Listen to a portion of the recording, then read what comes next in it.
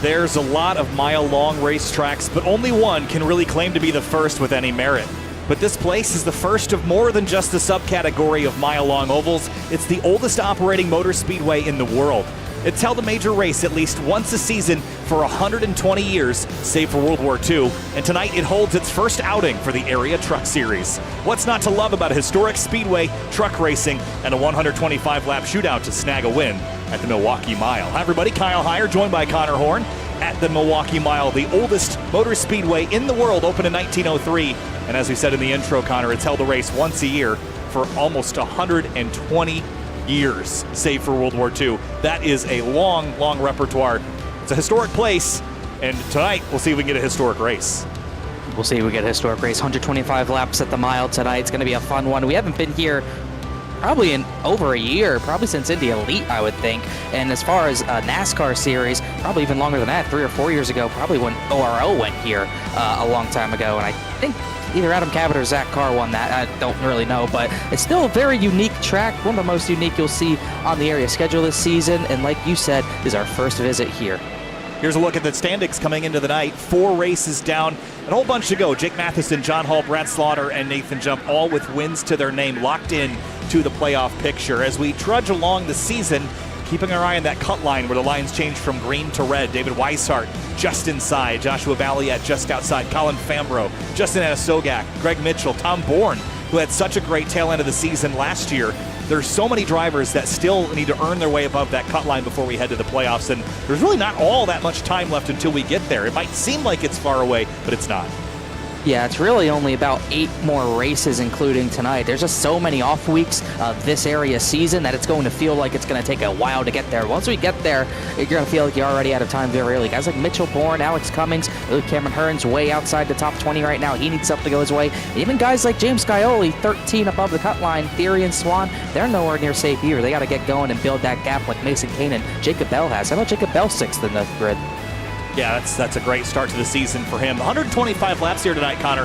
You and I both commented pre-broadcast here tonight that 125 laps could be a pretty short race, but it's a flat 1-mile racetrack, kind of similar in some ways to New Hampshire, but this place has a whole lot more character. Could we get 125 laps totally green, or could this be a night where a whole lot of trucks end up in the concrete?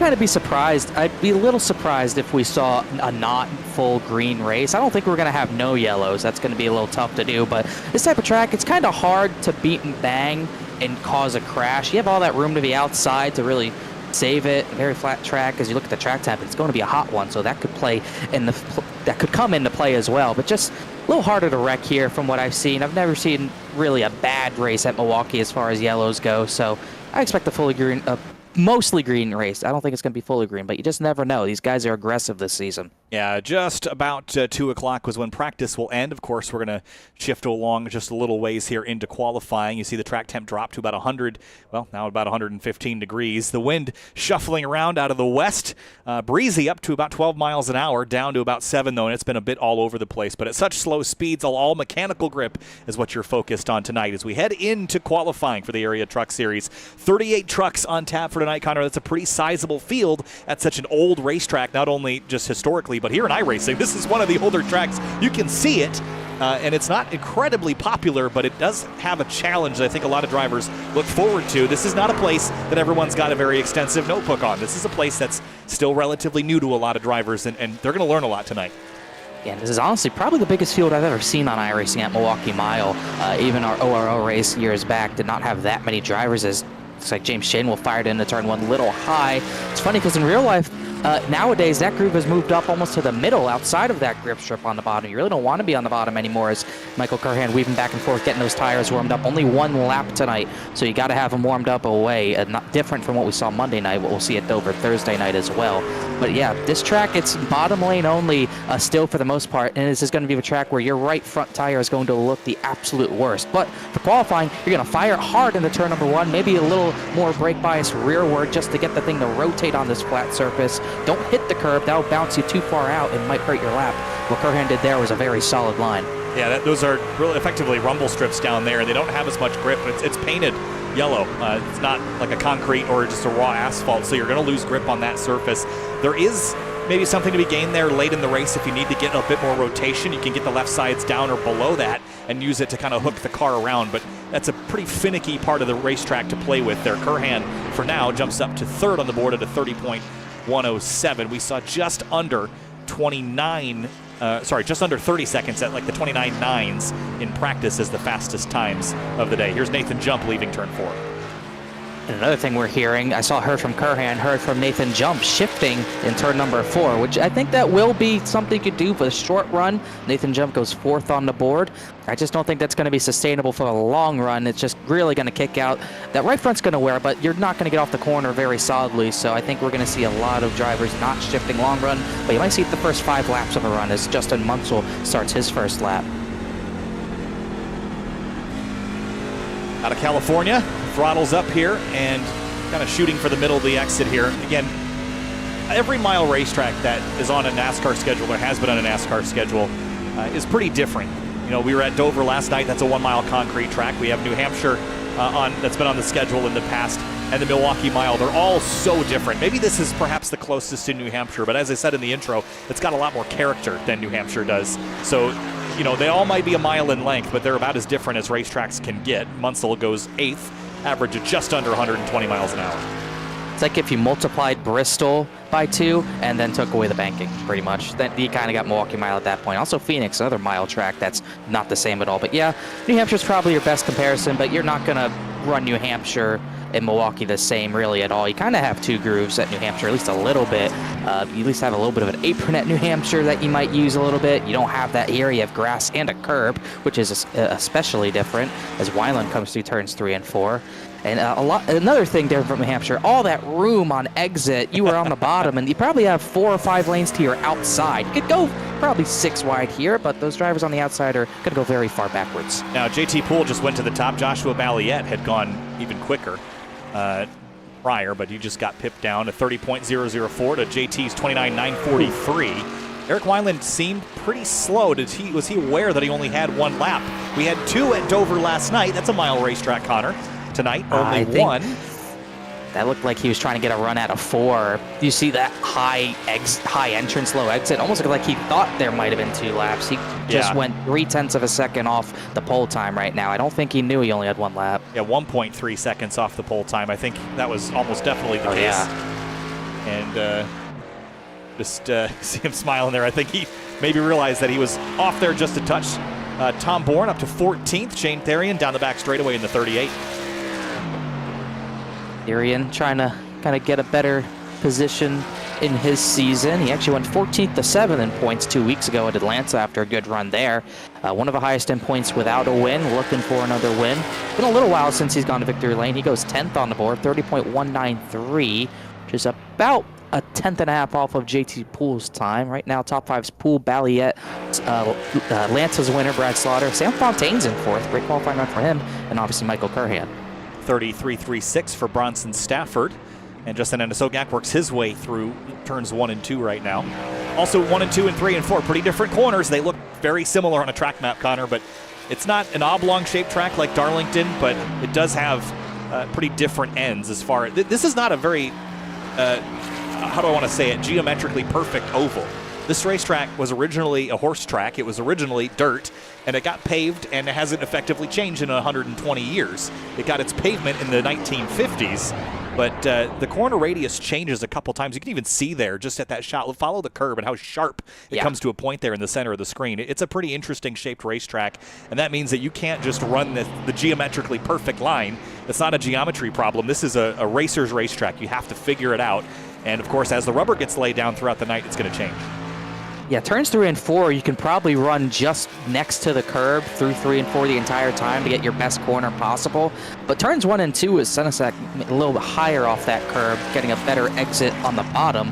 Turn 1, you kind of need to swing it out a little bit wide just so you can hit that point of the apex where the curb kind of juts out and then goes back in. You need to hit that perfectly, and then that'll probably be the best turn you could possibly make when that curb does its jut out just a little bit.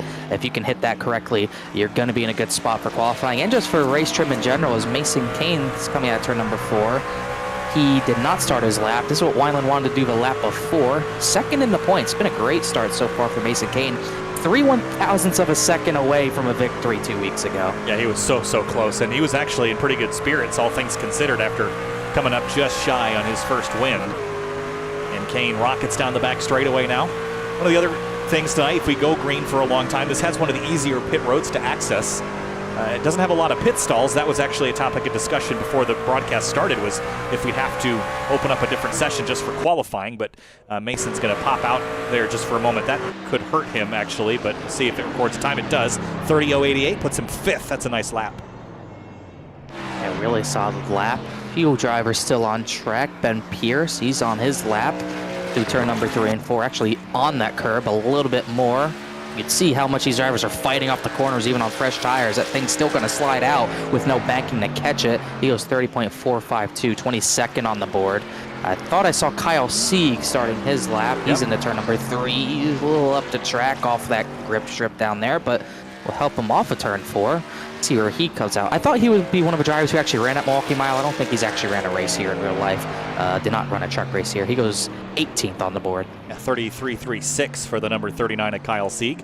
John Hall, Jake Matheson on track as well late in the session here, maybe hoping for the weather to cool down, and it has a couple of degrees. That's the risk you kind of wait, is the track temp could go up or it could go down, but as we get slightly later in the afternoon, I think your best bet is to wait it out and just try to get your lap in quickly. With only one lap to make, it's not like you're going to run yourself out of time, provided you leave pit lane in a reasonable amount of time. Here comes Deweese out of turn 4. Here he comes in the 13 truck. We'll see how Braxton does here. Ooh, that's a decent lap. Wow. Hey, he goes 5th. That was a great lap for him. Matheson goes pole by a few hundredths of a second, 29.902. See what his teammates got. Yeah, Beckner. See what he can do. Went out pretty much around the same time. He's going to be one of our last drivers to go. Goes 30.014, about a 10th off Matheson, but it's still good for 4th. That's a decent lap. Here's Ryan Nowicki heading down the back straightaway into turn 3. That's the 74 truck.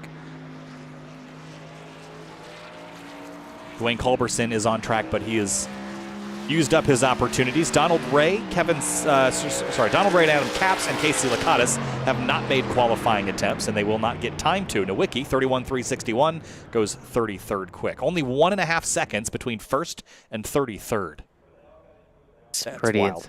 It's pretty close, especially at a track like this, where I feel like with all that room to your outside, you have so much room to make mistakes, but all these drivers really on top of it, even a tie for 9th between Kerhan and Nathan Jump on our score. Yeah, that's really impressive stuff. Just 41 thousandths between Matheson and JT Poole. Keep an eye out for JT, that number 26. We know he's good. We know he's capable of winning races.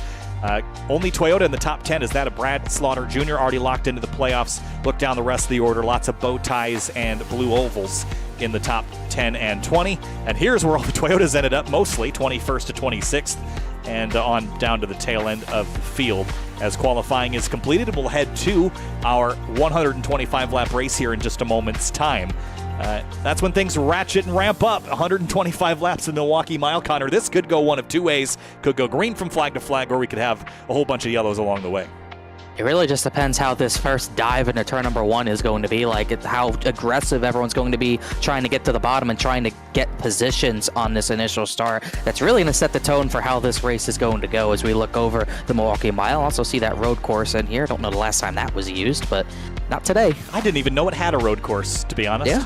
Same with Iowa, which I didn't know that had a road course either until I learned that the Grand Am Sports Car Series used it and ran Daytona prototypes on it in the mid-2000s, and a handful of other tracks like Rockingham Speedway, Nashville. They also have road courses on the insides that you might not know about if you haven't been in iRacing. A lot of those layouts actually exist to drive on, including Iowa. Race fans, be sure to subscribe to the Area iRacing Twitch channel. As a subscriber, you'll have Area iRacing emotes to use in the chat. You'll also earn double channel points as a subscriber that you can use to redeem for free merchandise, all at the price of just $5 a month. And race fans, start your engines with a fresh cup of Roasted Gems coffee. Choose from some of the finest coffee beans from Colombia and Peru, or try the blended flavors of French vanilla and hazelnut. Use discount code Area iRacing for 10% off your order at checkout at roastedgems.com. So just waiting for the race to kick off here as the warm-up period makes its way through, and we'll get trucks gridded up and go around for one pace lap and then turn them loose for that 125 laps that we documented earlier. As we move our way through the season, just good to keep an eye on where we're at. Race 5 of the season, we're at Milwaukee. Of course, the next time we race, which will be in a couple of weeks, the Charlotte Roval. We go road racing for the one and only time this season, Connor. That's going to bring out a whole different group of drivers than we would typically see on the oval side. Yeah, we're going to have to book an Airbnb for Charlotte, a virtual one at that. We're going to be there 3 straight weeks, including All-Star Week for the drivers who are going to participate in that. But yeah, Roval is going to be a different challenge from what we've seen on road courses in area the past few seasons. No normal Watkins Glen, maybe a little bit more of a wild card. Like you said, you'll probably still see the usual people who are fast on the road courses like Scioli, Jake Nichols on Monday and Thursday nights. Who knows who we'll see on Tuesday night? Could be Matheson, could be someone else. But they're going to be a fun, almost about a month in Charlotte. Yeah, it's going to be. It's almost like the month of May in IndyCar. It's like you're running a whole bunch of layouts and a whole bunch of different fun races. But a 35-lap race on the Roval with the trucks is going to be a lot of fun. We used to go to the Roval quite a bit back when the Roval was first introduced into iRacing, but it scared away a lot of leagues and a lot of drivers, and so it'll be our first return in quite some time. Excited for it, and our one and only road racing stop on the calendar for, I think, all 3 series this time around. So that should be interesting. All right, let's get through our Roasted Gems coffee starting lineup. One last look at the weather. Track temp has been hovering around 116 to 120 degrees. Here is your starting lineup, kicking things off on row number 1 with Jake Matheson in the number 52. He's going to be a tough one to beat. JT Poole starts alongside him in the 26. Yeah, Poole might be his best shot at getting beat. Joshua Balliette's going to start 3rd alongside another driver who might be a contender tonight, Travis Beckner, in 4th. And row 3, it's Brad Slaughter Jr. got a win at Atlanta last time out. Samuel Fontaine, nice qualifying lap there, starts 6th in the 71. Another good qualifying run. Braxton DeWeese needs something to go his way. He starts 7th. Mason Kane, 3/1000ths of a second away from a win 2 weeks ago at Atlanta. He starts 8th. Michael Curran, we've got his on board tonight, and he'll start 9th in the number 24 Ford F-150. Nathan jumped 10th in his number 9. Cameron Herr needs something to go his way as well. He starts 11th tonight. He's 36th in points. 12th place alongside him, Daytona winner last season, Justin Sogak. 13th place, David Weishart in the number 33 Toyota Tundra TRD Pro. John Hall starts 14th in the 03. The 02 truck, that's a Silverado. Jason Dalton starts 15th. 16th place is going to be Shane Therian, 7th in points. And behind them, Jeremy Brown in the number 89 starts 17th. Colin Fambro 18th in the number 18 truck. Justin Munsell starting about mid-pack, 19th position alongside him. Another elite truck, another F-150, that's James Shanewoolf. And behind them, it's going to be Tom Bourne in the number 16. Kyle Sieg starts 22nd in that number 39. And then we get a couple of rows of Tundras. 23rd place is Bronson Stafford. 24th place is Garrett Grant. And Bryce Senesac starts 25th in the 09. Matthew Rodriguez 26th in the number 51 Toyota. Ben Pierce, 27th place, a little further back than what he was hoping. Same thing for Jacob Bell, high up in the points, but starts 28th. Danny Ware, 29th in the number 49. Then it's Ryan Swan, 30th in the number 20. Joey Chapman, 31st place in that Kentucky's favorite beer, Toyota Tundra TRD Pro. And then Eric Wineland, 32nd. And 33rd place, it's Ryan Nowicki. Bobby Tinch starts 34th in the 66. Late entry, Case Lakatos, he starts 35th tonight alongside Dwayne Culberson in 36th. And 37th and 38th, it's Greg Mitchell in the number 2, and number 75 is Donald Ray, 38th, and looks like Kevin Stein and Adam Capps will round out our 40-truck field here tonight. Pick me a winner, Connor. Who you got winning this thing? Just because I feel bad for turning him last night, I'm just going to go Jake Matheson. All right, that's a decent pick. I think that JT Poole's going to snag this one tonight. He's due for it. Starts on the outside of that front row. 26 is my pick to win. Hopefully he won't let me down. Pace truck pulls off. 125 laps, about an hour worth of racing tonight at the Milwaukee Mile. Green flag, and we're racing at one of the oldest racetracks in the world, the Milwaukee Mile.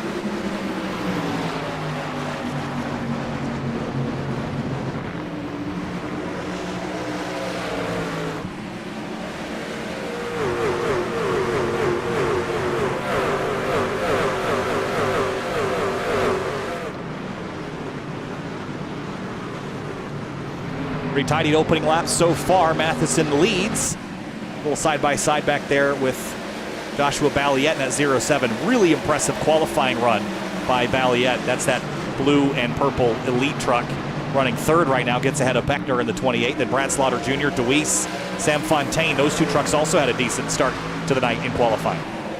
And Fontaine kind of stuck in that top side. I think we're going to see tonight how tough it is if you're not on the very bottom. Just really nothing to fight with up there. You're going to be stuck up there. It's almost going to be like the Martinsville or maybe the old school Bristol train as Balliet lets the 28 of Beckner go by. I don't know if he let him on by so much as he got pushed up the road here a little bit. Here's a look off into turn 3. Beckner runs up the hill and just gets into the side of the 07. We had a truck in the wall hard at a turn 4. I think it was Bobby Tinch. Otherwise, no one else was collecting. Spin! 65, Ben Pierce goes around. And more, Jacob Bell. He's in the center of the road, cautions out. 6 of Justin Munsell is also spun out. Huh. Couple things at once there. Yeah, it looks like Tinch was out of 4, unrelated, but yeah, big hit. Jacob Bell took the brunt of that hit on the left side. It looks like Ben Pierce got a bump from Garrett Grant. Oh, Bell, he was trying to avoid it, and Danny Ware, nothing he could do. Yeah, that's just all in the stack up here. So watch the 5, goes up underneath the rumbles there, tags the 65, turns him around. The 77 jukes right, gets tagged by Swan, and then the 49 just pile drives him into the fence. Then I think the 6 of Munsell, He's already down there. Already turned around. Yeah, let's see how he gets involved in this. Oh, he was actually he spun on his own separately. Yeah. Is that what crash caught up to him? Caused? Yeah. Thankfully, he's very fortunate he did not get crashed. Also, in the background, someone was loose. That's where that might have happened. That might have been why Garrett Grant got into Ben Pierce. That was the a lot happening. 89 truck, I believe, that was sideways ahead. There's Jeremy Brown. Let's go back one more time high above. And Tom Bourne. So did he get a bump? He does, and it kind of checks up the field. And then maybe that helped contribute, but I think there was just a lot of different things happening at one time there. Yeah, for sure. And definitely very fortunate on Munsell's part that he spun out of the groove because he could have been piled into. That could have been a much bigger crash considering how many drivers really kind of got involved in that with light taps here and there. But a few drivers at the back pit for crash damage, which includes Wineland. I don't see how much damage he has. But Bobby Tinch, after his wall hit at a 4, he's very totaled, as is Jacob Bell, who like we talked about, very high in the points. He was 3rd coming into tonight. Yeah, we didn't get a look at the Bobby Tinch incident, so let's go back in time just a bit here and try to find out exactly what had happened. On the outside of Culberson here. Very out of the groove. Does he just wash up? Oh, loose. Oh, that is a big hit. One of the harder hits you'll see here, that one and the Bells, but yeah, tough hit, and that'll hurt him for sure and put him near the back with just a lot of crash damage, as probably already at 1 to green, I think. Already are, so re-racked and restacked. Order on the left, drivers that pit under that caution, Danny Ware, Eric Wineland, Bobby Tinch, Jacob Bell, who's still on pit lane, and Ryan Nowicki, who's still on pit lane. We didn't see what happened to the 74, but he's also got big time right front damage. Yeah, it looked like he hit the wall actually on his own in turn 1. I think he was having hardware issues. Looking back at what happened with him from my point of view, that looks like hardware, as he'll maybe have to park it. But either way, we're still going to get it back going. You can go around probably 75 laps on a tank of gas, but you're not going to want to go that long, most likely. Yeah, I think tire wear will be a bigger concern, leaning on the right front in particular. Where's the restart zone here? I actually haven't even seen where it's painted in, so let's see if we have one. We'll see where Matheson goes. I see a cone on the wall. It looks like right before it. Here we go. Green flag back in the air at the Milwaukee Mile. Matheson and Beckner off to a strong start. Poole slots into 3rd into turn 1. I think there's lines on the track we didn't see, but either way, Matheson went. He's clear for the lead. Beckner gets to 2nd through all that. Poole 3rd. You can see everyone scrambling to get in line. Too wide, a long way back through the field. Yeah, it's busy right now. There's Michael Curhan up in 7th, and double file from basically him on back. It's craziness on these restarts. I didn't think it would be that crazy with how really thin of a track it is as far as the racing group. These guys are all over the place, going way up the track in some instances. Yeah, it's a super wide racetrack dimensionally, but where you actually have to drive the car is very narrow, as you pointed out. So that's actually kind of similar to Dover. Dover actually is narrower, but the racetrack dimensions are much wider than you can actually use in a similar way, although I think everyone would agree that Dover is a bit higher intensity with the speeds that you're carrying because of the banking. Yeah, you get a little bit of a break here. Dover, you're kind of just holding your breath, but yeah, a little. I'd say a little bit easier, but it might just be a more different challenge. I haven't raced at Milwaukee in quite a while, as we see some side-by-side action for the 4th position. Joshua Balliet stuck on the top a little bit again. Slaughter got under him, trying to go back to back. Balliet's not going to have much to fight with. He's just trying to get in line back to the bottom. He completely cut Mason Kane off, and I don't think the 31's going to like that. And he's going to give a bump to Slaughter. A little pushing and shoving. This is going to be classic. I mean, no, there's no progressive banking here. There's no, pavement or VHT or any of that nonsense. This is old school mile racetrack. So the bottom is banked the same as the top, and that means it's going to be a bottom feeding racetrack most of the night. It also means if there's somebody ahead of you and you want to get to the inside of them, you're going to have to boot them up out of the way. And we're going to see the boot scoot boogie used probably a few times tonight, as Jump didn't get the bump, but John Hall is going to get under him. That is for about the 11th position, as we also got battling at the back. Chapman a little further up the track, but Kirk Mitchell, who had a good run last night, is even further up the racetrack as Culberson slides up. Daniel Ware getting by him, 2x2 in the back. And Chapman in the 60 didn't have a very good qualifying run. I don't even know if he qualified at all, but very slow progress forward so far, only up to 28th. And now we're starting to single file out, and this is when you can start to get the rhythm in. This is a rhythm track, I think, in a way that Dover and Bristol can be, where you just clicking off laps, just getting in the zone is going to help you versus, you're racing the racetrack here, I think, as much as you're racing the competitors. With how flat it is a precision place. If you mess up your entry, you're 5 feet off the apex.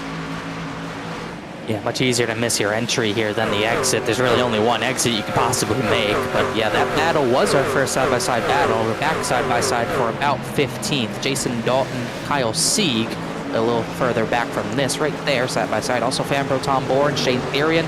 So you see those guys, they get to that second groove. They just have nothing to fight with, really. And Dalton, he qualified all right. He qualified 15th, actually. Made up some spots immediately, but he's losing those back. Fambro almost cleaned out Tom Bourne there. That was close. Oh, that still not big done. Sideways moment there for the 16 off the nose of the 18. Back up to the gears. There's a shift as well. I'm a bit surprised that we're hearing shifting. Only because in these H-pattern box trucks, in contrast to the sequential boxes that we have in the Cup Series cars now, it takes a bit more time and skill to do it properly, especially the downshift portion. It's very easy to mess that up and very tricky to get right lap after lap. And what I mean by that is you have to rev match. Every time you drop the gear, you have to add a blip of throttle to stabilize the drivetrain. And that's not trivial to do when you're also turning in and slowing the car down. It's not like a road course where you do all your braking in a straight line. You're still dragging the brake through the center of the corner. And when you downshift, it can upset that balance and get you in trouble pretty quick. Yeah, it's definitely something a lot of these drivers probably not fully comfortable doing at the ovals. There's really not many places you're going to do that, but there's definitely a place where the revs get so low. You can hear them here. They just get so low. It sounds like Shane Wolf is going to wait until he gets back on throttle to shift down. The revs are so low, I think drivers are seeing they have no choice but to shift and get that jolt off the corner.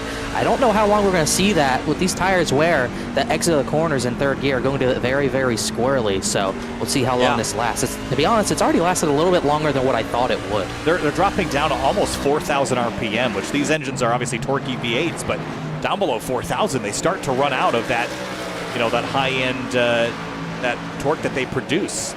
They're pretty flat power trucks, but below 4,000, they're not making a whole lot.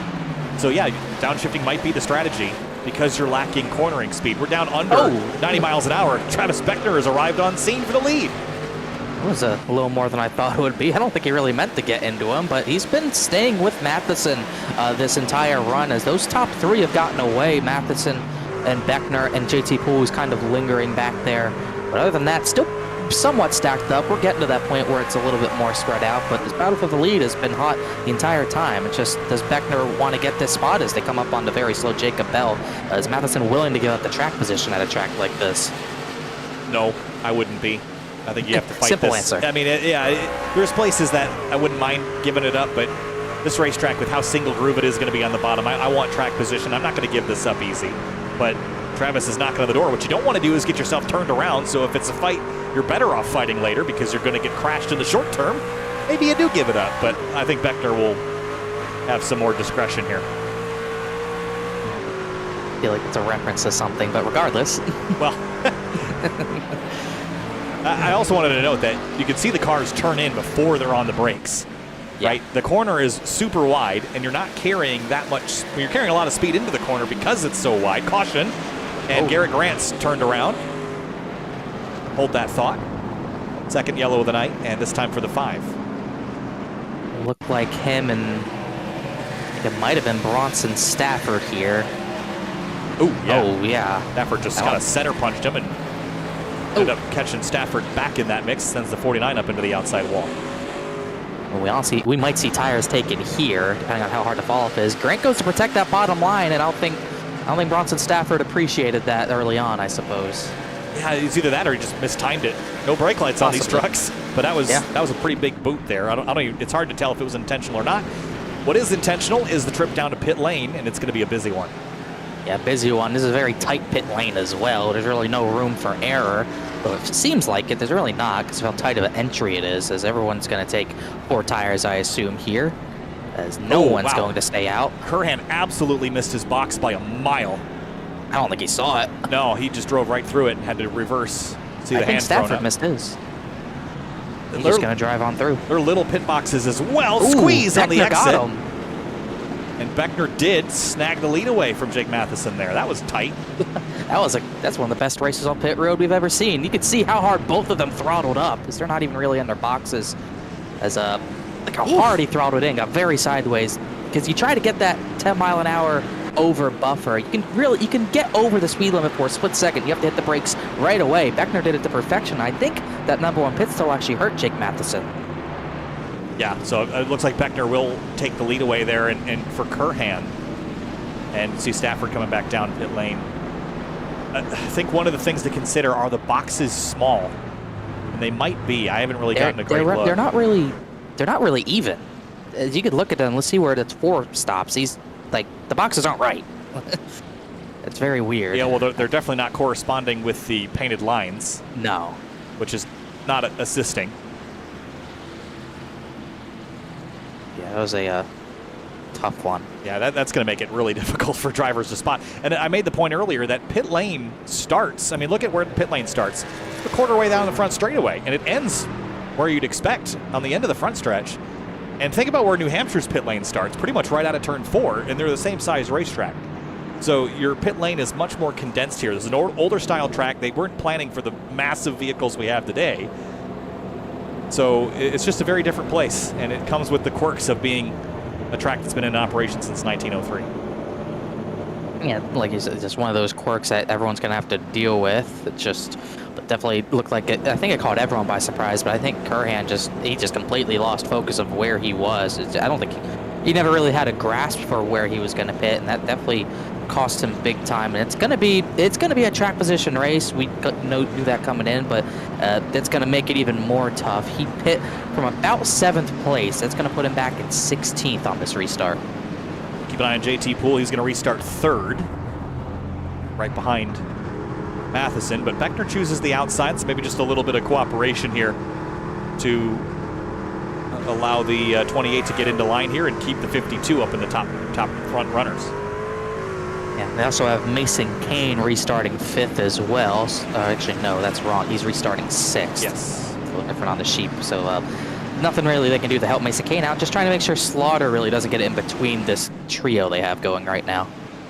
They're just trying to maintain as much control over the field as you can, especially when it's very difficult to get track position tonight. So we should expect to see Matheson allow Beckner to pull back into line here. Pace trucks off. Lap 23 after our 2nd yellow of the night here at the Milwaukee Mile. Green flag back in the air. Beckner takes off, and a couple trucks scattering in the background. Casey Lakatos is one of them. Yeah, that was a big mess. Looked like it was the bottom line with Cameron Hearn and maybe I'm trying to see Casey Lakatos, like you said, but I don't think big damage happened out of it, and everyone's still scrambling for that bottom line. Ooh, look at Deweese up the inside of the 71 of Fontaine.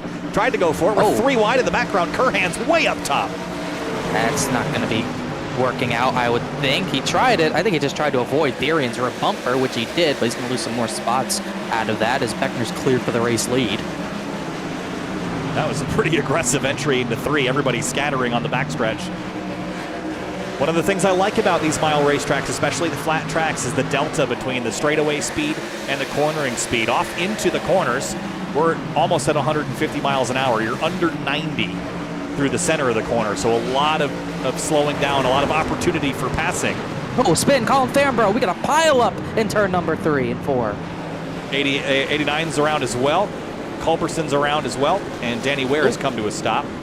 Ryan Swan, Garrett Grant just came together in the midst of that. First thing I saw, I flipped to the turn 4 camera. The 18 got turned. I don't think he got much damage. Go back and see how this happened.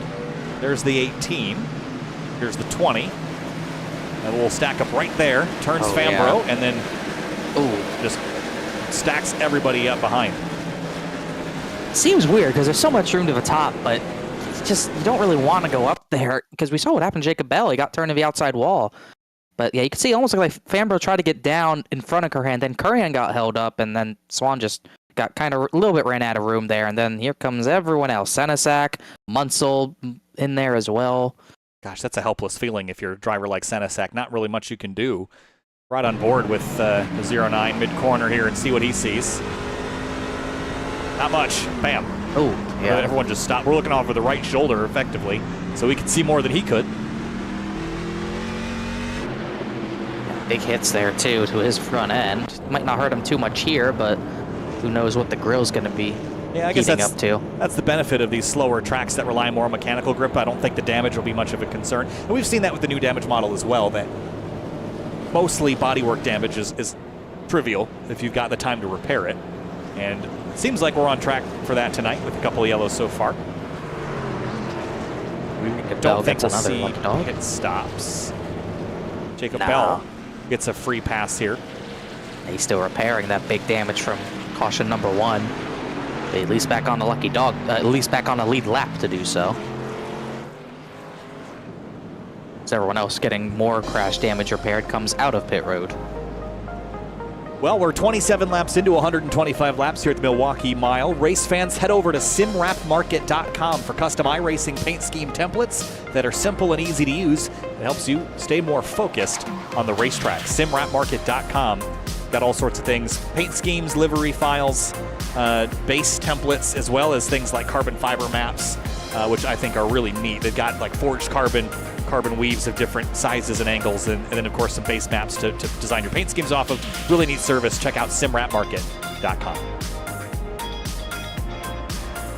A look at the weather, and it's been fairly constant since the drop of the green, actually, about 115 degrees. But that's pretty hot. This track is pavement, but it's pretty worn out pavement. And with that comes a lot of grip loss, especially when you get turned around sideways like that. The truck's going to want to spin more than it's going to want to stay straight. We've seen that a couple times. Yeah, the fall off in that short, really 10, 11, 12 lap run we had, considering our leader, Travis Beckner, his fastest lap was a 30.168. He was already down about 0.8 of a second in 12 laps. So the fall off is going to be pretty severe if we get that far in a run. We still got just under 100 laps to do so. It's been all Miller Racing out front, though, so far. And they're going to reorganize on the restart. I think they'll play the strategy until the tail end of the race. Maybe the last 10 laps or so, it'll be every man for himself. But for now, play the team strategy. I like this call. I like being in command. Watching out for Brad Slaughter Jr., though. He's getting awful close there in that second row. Yeah, I mean, Beckner could probably take any line he wants and keep the lead. It's just about the team games. As long as you get a good launch and don't mess up as the leader, you're going to get clear for the race lead as long as restart zones are in play. And that they are. You see the field bunching up here right prior to the restart. There's those lines on the wall that designate the restart zone, and there goes Beckner. We're on board now with Slaughter as we get back underway at Milwaukee.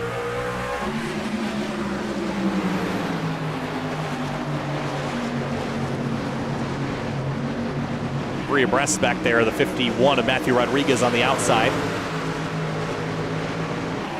It's still going to be 3 wide top. It's going to be a tough spot into turn number 3. There's really no big dive bombs into turn number 3 this time, but still a lot of drivers up the racetrack out of the groove, and Slaughter still trying to work over that top side, but there's not much out there. Mason Kane got to his inside. Yeah, once Kane's down there, it's going to be hard to fend off that 31. And Joshua Balliet still clinging there in 6th place. Watch the 8 get run up the hill. It's going to allow the 07 to throttle up, get to the inside, use that 31 as a pick to keep the 8 from throwing the block on him. I thought Slaughter might tuck in behind here into 3, but he's not. Look at Balliet throw it in there. He knows he's got to get the overlap before corner exit, and he does. It's just kind of part of it. Slaughter's just got to work on his exits and just hope to clear someone on exit. Just not going to happen there. He got a little bit of a run, just not enough. The straightaways just aren't long enough to be able to clear someone with a run. Side by side through 1 and 2 now, and shorter way around at a flat racetrack tends to be the way to go. He runs the 8 up the hill, and Slaughter's going to cross him over. What a move there by Slaughter. But Balliet covers it off well into 3. Little contact there, he's going to maybe. get the bumper. Yeah, I don't think Slaughter appreciated getting ran into the fence, but Balliet was actually sideways before the 8 even got into him. I think Slaughter might be a little bit faster, but getting put on that top side just really hurts you. We'll see what he tries to do into turn 1. He's just going to be conservative. Yeah, I don't know that he's got enough speed or momentum to do that at the moment. A little bit more action deeper in the field. Eric Wineland in the 21. Had a mistake in the qualifying effort. Started back in 32nd. His progress has been slow but steady, and about to crack the top 20. Yeah, he was right behind that last caution. I don't know how he got away with it without any damage, but he did, and still making progress because of avoiding crashes like that. Greg Mitchell, not too far in front of him, has gone 37th to 19th place. A great run up the field for him as well. Couple drivers looking for some spots off into 1. Cameron Hearn is one of them on Joey Chapman. And you mentioned in the pre-race that Cameron Hearn has just had the worst luck. And it has just been one of those years, 2023 has been, where if Cameron didn't have bad luck, he'd have no luck at all. I'm just trying to right the ship, but I think some of this comes with qualifying. And he started 11th, so I'm not exactly sure what's put him all the way back here tonight, but this is not going the right direction. Got some right front damage. And Sogak almost in the wall. Might have been involved in that last caution for all I know, because he got put in the back. But yeah, definitely not having the best of races so far. Just trying to get out of it. Actually, no, that restart stack up is where he got his damage, and that might have hurt him as well. Kyle Sieg on Sam Fontaine. This is for 10th. Look at Kyle Sieg carving his way through the field tonight. Started 22nd, and now just cracked the top 10. You almost think he's an Xfinity Series driver or something, but he does get into the top 10. He's got accolades, and those do matter. They do definitely matter. That's 12 spots, a really good run for him so far. Meanwhile, other side of things, Sam Fontaine, great qualifying run, started 6th. He's back to 11th, and caution, might whatever that is. Joey Chapman is the one on my timing screen tumbling down the order. There he is. Didn't look like much, no damage to him, and no one else seemingly involved. Another quick yellow, it seems. Like going off into 1. Just Anna Stogak in behind. Oh yeah. Wow. Yeah. Looks like a good save from Chapman. That was I gotta look at that from a different angle, though. That's for sure. I think the 88 just dove off in there, and maybe the 60 didn't expect him to throw it down there. I can't tell if the 60 was braking very early, or if the 88, 60 turns off the wall pretty soon. I think that was just 2 trucks just in the same place at the wrong time. Yeah, I mean, he turns in much earlier than Danny Ware ahead of him. Yeah, I mean... But they kind of met in the middle. I think the 60 was a little further down, and I think the 88 was a little further up, maybe. Yeah, it's tough. See where Danny is turning in the blue and yellow truck?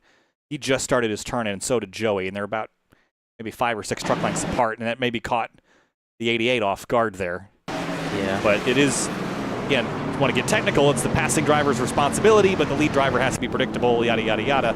I would call that a racing incident probably, and I don't like calling racing incidents because I think that's a cop-out typically, but in that case, I don't think so. Yeah, I think there was fault on both drivers, so yeah. But it just, yeah, I mean, you never know. You got to kind of be aware of where that driver's turning in. Maybe Chapman was a later turn in last time, and Sogak wasn't expecting it. Either way, no damage really done to either truck, just probably lost track position, maybe a little bit of hurt feelings. A couple of the trucks on pit lane. The 61 of Stafford. See Greg Mitchell was on and off of pit road as well, and the number 2 DeLeo Bram&Co truck. Jacob Bell still on pit lane repairing that truck from the early incident that sent him into the outside wall. A little bit here and there. Sooner or later, we won't see that left front sticking out. Yeah, I wanted to go back again and re-highlight that accident earlier with Jacob Bell. This is what put him in this scenario where he's spent 4 times on pit lane. Right here, crash ahead of him, turns right, gets tagged, bam, into the outside wall. That was a big hit. He's just been nursing that thing ever since. And thankful not to get hit again after that. A few drivers barely avoided him. Still looking for a left front fender as well. That's why it's sticking out. But he's definitely, he's kind of, I think my teammate Jeremy Miller is doing this all night. He had damage very early on and repaired it all. Didn't go his way near the end of the race, but he came back from laps down to be running top 15. And that's hopefully what Jacob Bell is going to be trying to do. He's back in 37th still as he repairs damage every caution. I think if I'm Bell, I might consider going a couple laps down right now because we're getting yellows at a fairly frequent rate. There's always the risk that they stop, but I think I'd rather just get the damage repaired and then use the lucky dogs and wave arounds for the rest of the race. We're going to get plenty more of those. Or maybe not. Maybe I'm wrong. Again, it's been a couple years since we've been here at SimTV, and this series has never been here, so we don't have a lot to go off of. The notebook is pretty thin tonight. Yeah, that's pretty wild stuff so far. A little bit more rowdy than I thought it would be, but it's also not that surprising considering it's a wide track. We're seeing drivers go all over the track, but you also got to get condensed into one lane. And when you get condensed into one lane, everyone's fighting for that one lane. Contact's likely to happen. That's kind of what's caused almost every single crash. And stack ups too. With everyone in one lane, it's going to bring out a lot of stack ups. Yeah, I think the thing we just saw, the crash that we just happened, that was just a case of getting lost.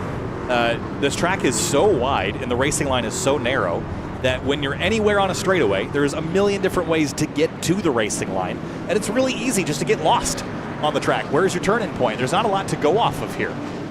So I think I'd contribute that as well. This is a track that people don't have the muscle memory of.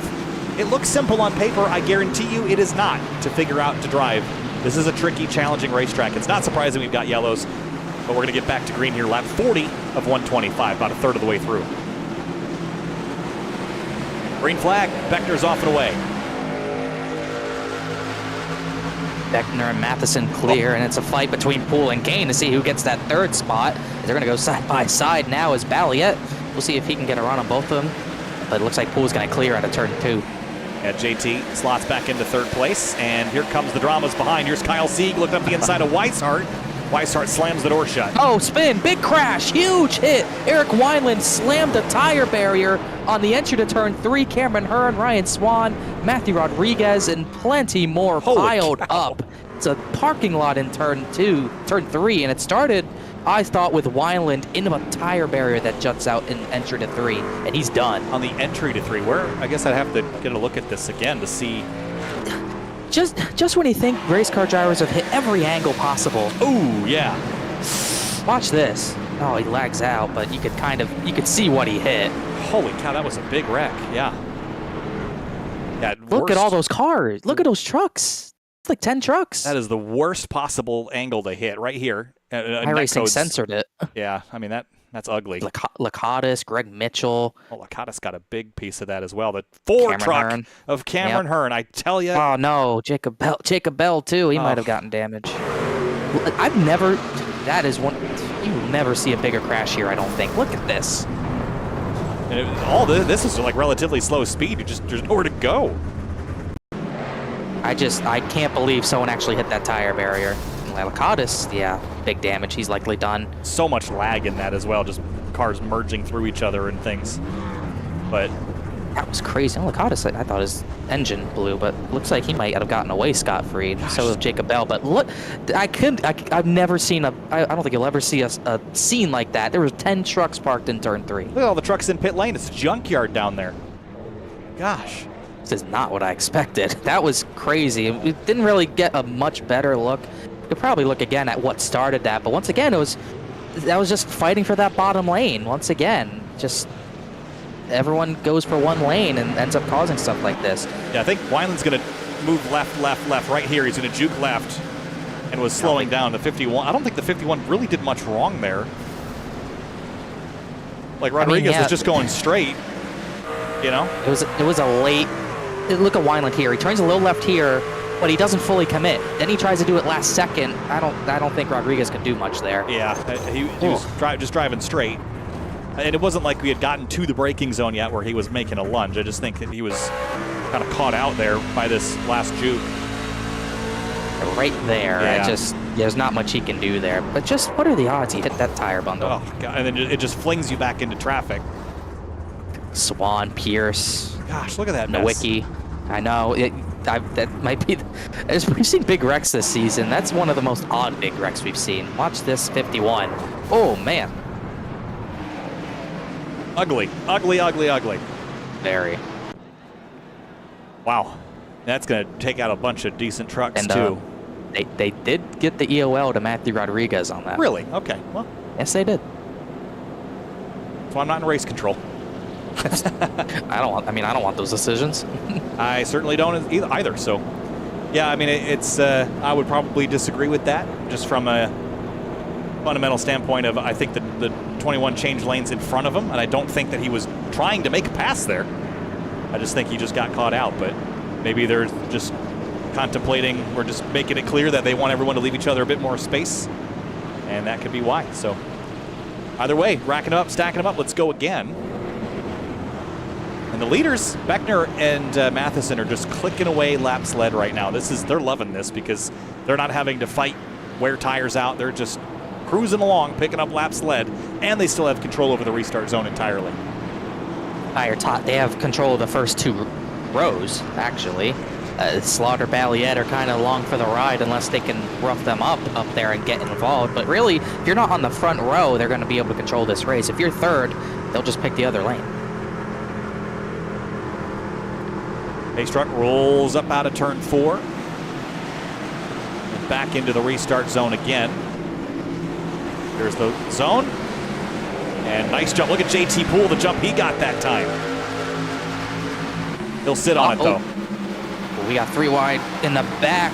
Thought someone hit, it looked like Shane Therian almost hit the inside wall on entry, but he didn't. He kept it straight, and I don't think Poole's going to push that 3 wide move quite yet. A couple of trucks just scraping the wall out of 2, using up all the road.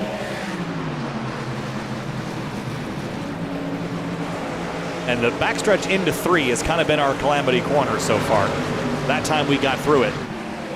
Matheson's all over Beckner. Does he try to go for the lead here? Or does he sit behind and play the team game? How important track position is and the lack of laps we're getting, he might have to go for it at any point you can. But you've seen all race, these guys are very evenly matched as they're 3 wide out of turn number 2. Just very even between the two. It might take contact to get that lead. Joey Chapman, Jeremy Brown, Ryan Swan. There's trucks on top of trucks on top of trucks into turn 3, but getting through it all right this time. The 18 of Colin Fambro sandwiched in the middle. Ryan Swan's trying to work in. Oh, he just doored Fambro. Oh. Danny Ware's going to go spinning. No, he saved it. No, not quite. That's going to be a caution. Culberson light tap. There it is. Almost Look didn't out. go, but Bobby Tinch.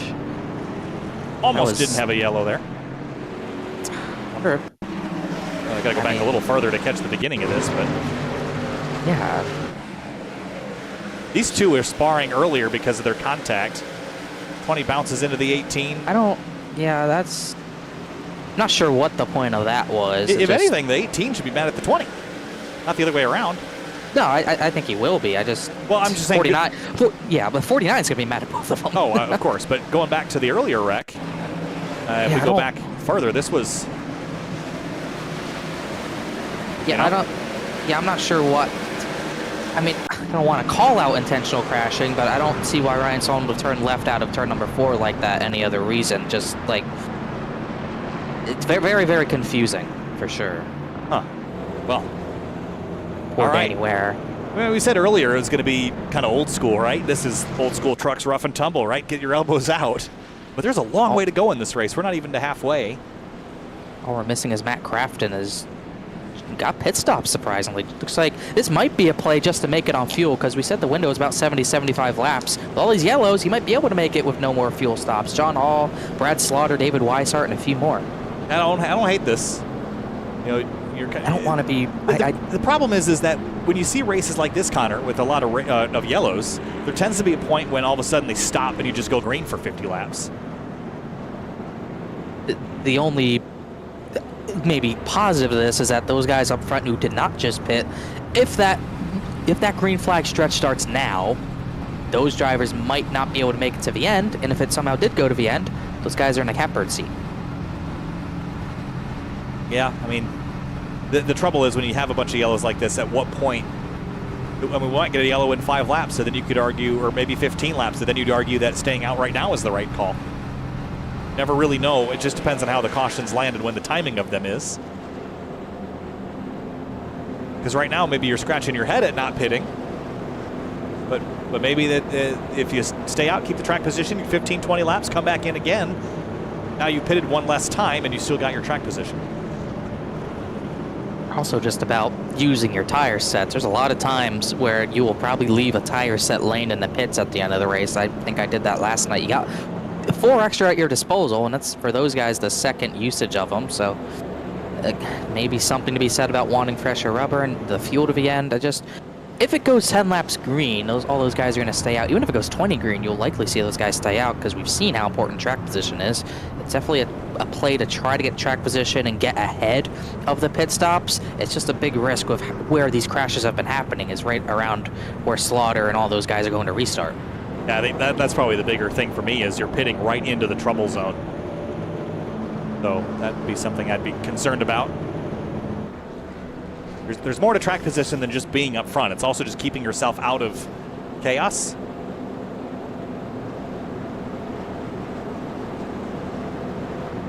I think JT Poole would really like some green flag laps to have a run at these leaders. Because the challenge with the restarts is you're never going to be able to beat the front row on the restart, or at least not the leader, because they have that advantage. You need probably 10, 15 laps to really build up a run to go get them. And our longest run was just about that. Yeah, our longest run was around laps 7 to 18, 19. So like 12 laps, pretty much right in the middle of what you just said. So still waiting to get more runs. We got by that turn, the last one. Most of the crashes we keep talking about kind of in that right where we're coming through right now. Everyone fighting for that bottom. Our last caution, maybe some sort of retaliation, but those guys maybe are separated now. I don't think they're that far separated, but either way, it's been all clean at the front. So far. Knock on wood. Braxton DeWeese, Joshua Balliet, Kyle Seek, James Shainwolf, all names that are cracking into the top 10 tonight. And battling for those top 10 spots. Pace truck is off, back into the restart zone. Well, hip check there. 31 does not go. Whoa. Stacks up the outside lane. Like all clear. Mason Kane's had shifting issues the past 2 weeks we've raced now, but that time it does not cause a crash, but it is going to let JT Poole likely get third, and Maxton's all over Beckner for the lead. Not been a challenge. Yeah, close enough to maybe send a lunge, but Beckner's covering it off pretty well by being offensive into the corners. Here's Kyle Seek moving his way forward. Into a wall. It looked like maybe Nathan jumped. Sam Fontaine, similar looking truck. Caution's back out. Yet another one. We're reaching single file restart territory here. I would say so. I was just about to make that comment. Ooh, that was just man. Pile driving. I mean, we're seeing this a lot. Again, I documented getting lost, and this is, I think, one of these examples is just stack ups and not knowing where your braking point is. And this isn't because they're trying to rear end each other, Connor. They just don't have the reference points and the experience here to know not to drive into the corner this deep on a restart. Yeah, I mean, you could definitely chalk it up to that, but you kind of need to be more aware of what's going on in front of you. If someone's hitting the brakes, I mean, that wasn't even close from Fambro. I'm not excusing it. I think it's just we're seeing a lot of this, and I don't think that this would happen. So we don't see that kind of wreck at New Hampshire is my point, because we've done so many laps at New Hampshire, despite them being very similar in track layout. There's just not a lot of reference points. You haven't done a lot of laps here. It's very wide. You just get lost, and you just drive off into the... It's like going to a road course you've never been to before. Sometimes you just drive off into the gravel trap because you didn't see the corner coming. I mean, it's that simple. Yeah, it might be one of the few ovals you might need a track map for, just to mark your braking point on the side before the corner. But yeah, definitely, like you said, a lot of inexperience. There's no real markers at this track either. It's like an opening there. You maybe the boards entering through on the top side, but you're really not going to be looking for those while looking at your braking point. It's just pretty, not many reference points. Yeah, it's pretty barren in that regard. But for now, let's step away for just a brief moment. We'll be back with more coverage right after this word from our partners.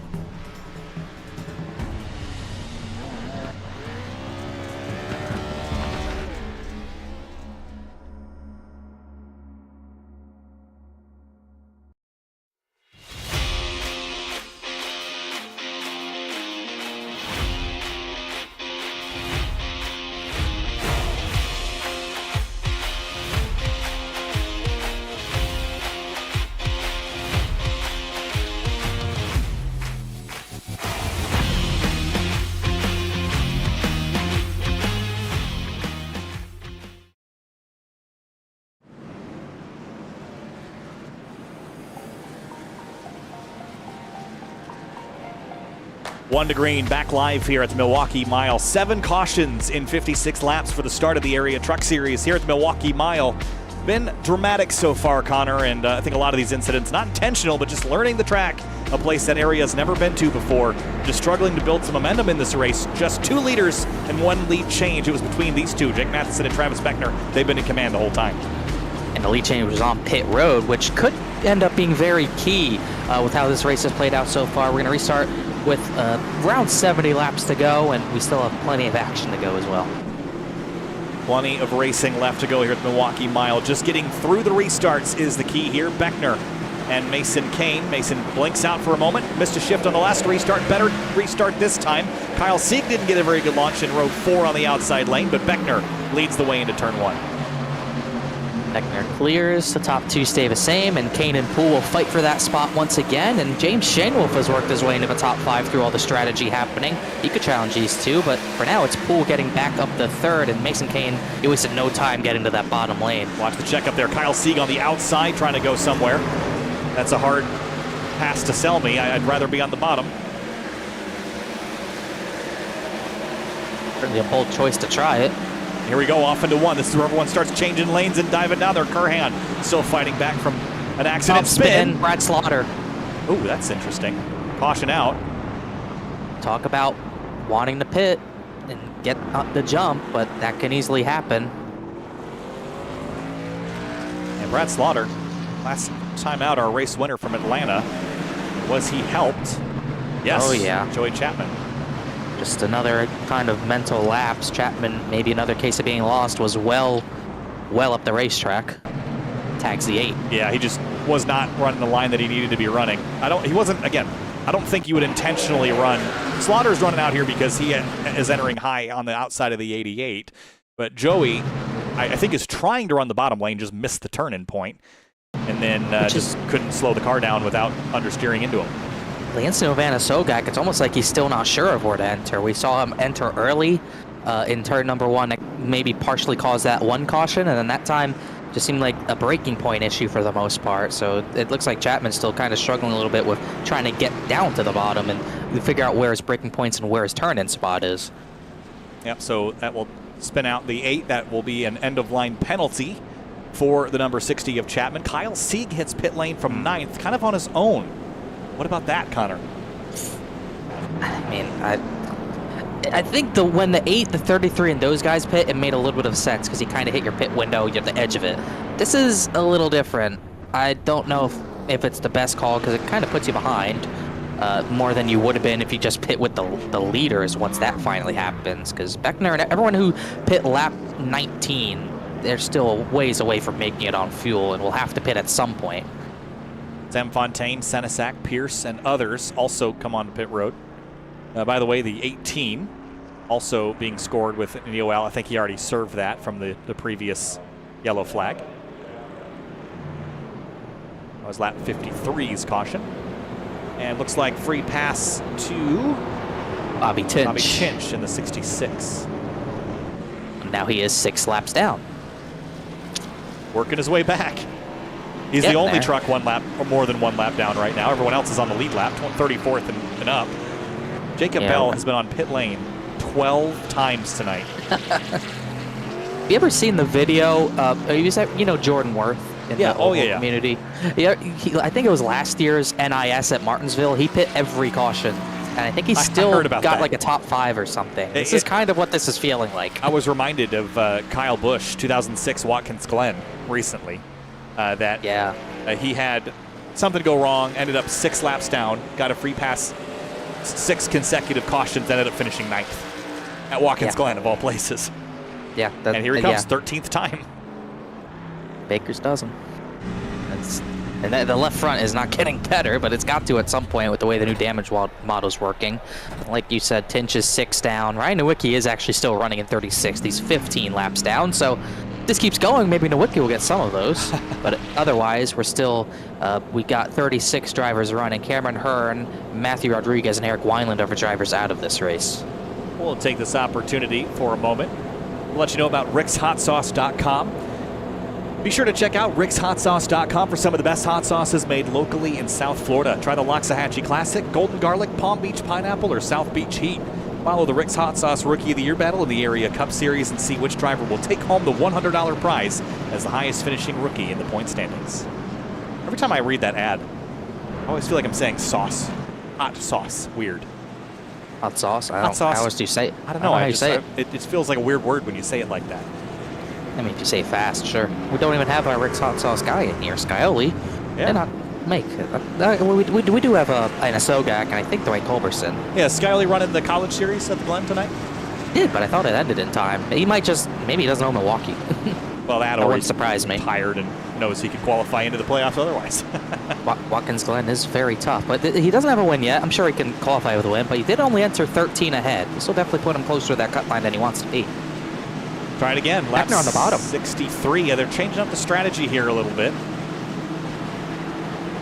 And late in the zone, back underway here in Milwaukee. Ooh, Max had timed it well, but you could tell he does not want to be on the top for even a corner. Immediately dives down. He didn't waste any time, and I think that's key. You saw it, how easy that is to make a mistake. If you don't get through the gears well, JT Poole's going to fill that hole. 3 wide on the backstretch here.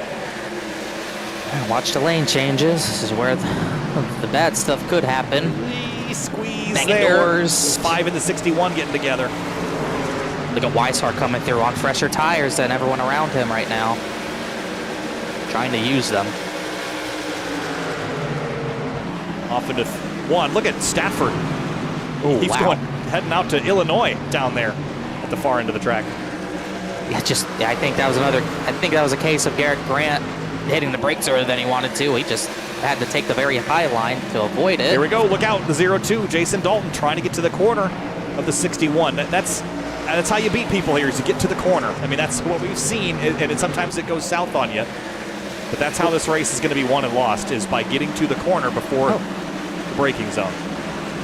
Out of her 6th, DeWeese is coming through the field, coming back, I should say. He's going to get James Shanewell for 6th here. He's having a solid run. Yeah, having a really good night is Deweese. And Joshua Balliet as well. Rick Mitchell, John Hall had some contact added too. That stacked things up a bit, but they're still clean. Still a dogfight, about 20th on back. Yeah, that's been the case all night long. They're not giving it up now. Brad Slaughter Jr. On a recovery here. Word of the night. Yes, recovery. Trying to get by Jeremy Brown, very beaten and battered on our screens, 88, but it is the 89. I tried to fix that pre-broadcast. Don't know what's up with that, but Grant paints things. It is what it is. Oh boy, a couple trucks skedaddling all over the road. I think that was the 5, the yellow rear. Yes, it was. Just tight out of 2, scraped the fence. And then he immediately went to protect. Even though he hit the fence, make a mistake, immediately protect the bottom. It's like everyone's hardwired tonight to kind of protect that bottom. Look at Dalton and Fambro also doing the dance off of turn number 4. Now here comes Kyle Sieg. Big dive back in the background. Meanwhile, Tom Bohr, Nathan Jump. Here's Weishart on fresh tires, and Shane Therian trying to fight on the top side as we go back to Kyle Sieg, who is now, I forgot to mention, he is on the freshest tires of everyone else. He's up to 20th place. And he was making time previously on the same strategy, so you give him an advantage. I like this 39 truck. Hasn't had the best of season or best of runs in the past, but I think his experience driving, maybe not this track, but having experience in stock cars on tracks like this, that's going to be indispensable tonight on a track that a lot of people don't have experience at, real or virtual. Yeah, real life experience it sometimes might not really carry over as much, just because sim racers, it's just a little bit different, just to the point where the things they do in the real life car or truck are not going to fully translate and give them the advantage. Fambro and Danny Ware just banged doors. Oh, they're going to crash. Ware's hard into the outside wall. Oh my gosh. There's the yellow. Danny Ware, I just saw it just in the very top of the screen. That truck is absolutely demolished. That was Colin Fambro and Danny Ware again. We've had a couple run-ins tonight. Yes, they have. That's at least number 2. Kind of what we saw of Miller and Cedric Hunter in a way. That was definitely didn't look anything intentional. The banging doors, I don't know. I think Ware, that might have been intentional, but I don't think that was. Just getting hooked together. And probably the worst angle you could have hit. And that was not a pretty one. And they go off into the corner. The 49 slips up. I don't think that was intentional. I think the 18 turns down the road here, and the 49 kind of drifted back up into him. I don't think there was any malice there. Just was convenient that those two trucks had gotten into each other earlier. Maybe Colin could have left him some more space, but gosh, that's the worst angle you could hit. Yeah, it's a horrid angle, and it'll definitely end Danny Ware's night. And we'll see who the caution's on. That would be Fambro's, I think, second. That would be a pass-through penalty. We saw one of those last night with Ryan Hartz. He still came back to finish 9th, but this is where you might see everyone pit to get fresh tires and fuel to the end. And sure enough, Beckner brings everyone down, but we will see Weishart, John Hall, and others stay out. Yeah, Kyle Sieg as well, staying out because he had just pit EOL for the 49 that time. Can't say I disagree with that necessarily. Look how tight these pit stalls are. We documented this earlier, how tricky it is to find your stall. The lines aren't painted right and they're really tight, so it's just not a straightforward pitting sequence here. Race on pit road. Beckner's just going to get it again. Pull DeWeese out 4th, and then Mason Kane actually lost a spot to Braxton DeWeese, so that'll throw a curveball into things a little bit. Trying to look at everyone who stayed out. This is a decent chunk. Yeah, looks like everybody in the top 10, top 11 did not come to pit lane. And the tires range from 22 laps old on Weishart to just 11 for Kyle Sieg. And we'll see how much of a difference that really makes. A lot of those laps are caution laps in between the 33 stop and the 39s, as some of those drivers, I think those are lap trucks that are going to pit. But yeah, about the top 10 we're going to have to deal with staying out. And it's going to be hard for those guys, Beckner and Matheson, to get through the field, as it looks like Jacob Bell did go a lap this time, as I saw on the right side of our screen. It's going to be difficult for them to battle between themselves for who gets control of this race if they get up there. Also, just getting through these drivers in time. We're going to only restart with about 50 laps to go. So this is the first major reset we've had as far as track position goes. So what this is going to do is this is going to split up Beckner and Matheson. They're going to restart in the same row, but I don't think that by the time they get back to the front, they're going to be in the same position that they were earlier. And a lot is going to happen between now and when they get back to the lead, I imagine. So this could kind of break up the teammate party at the front that was kind of making the front end very predictable. We only had one lead change for the first 70 laps of this race, and it happened on pit lane at the first pit stop sequence. We have not seen a lead change since. I think that's about to change. Yeah, this could get interesting. Really, I think the last Miller guy who's going to be fighting up there, the first Miller guy who's going to be fighting up there, I think that's John Hall in second. Yep. Daytona winner. Anasogak won at Daytona the season before. And Weishart has won at plate tracks. Not that that matters tonight, obviously. But yeah, this is going to be a little bit interesting. It could very well be the last set of pit stops we see for the most part tonight. If we still keep getting string of yellow, yellow after yellow, we really might not see these guys entertain pitting again. And I don't even really know. I'd imagine that the tire wear would be pretty significant, but we haven't really seen a long enough run where we can accurately gauge how much the tires are wearing out. So I don't really know if 11 laps on tires is a lot or a little. We don't really have that reference point yet. At least not comparatively under green in a way that matters. So a lot to learn in the next 50 or so laps. But Weishart, John Hall, and it's Anasogak, Sieg, Brad Slaughter Jr., Jason Dalton, Bryce Senesac, Brown, Pierce, Chapman, the rest of your top 10. And we'll have to keep an eye on the 28 to 56, and I think Mason Kane back there as well. How do they get through the field? Here we go, restart zone. Late jump for Weishart, but he's off and away. John Hall wasted no time to the bottom. Beckner's already way bottom. Oh, tags the 89 there. It's going to get held up. Look at the 07, four wide through the middle. How did he do that?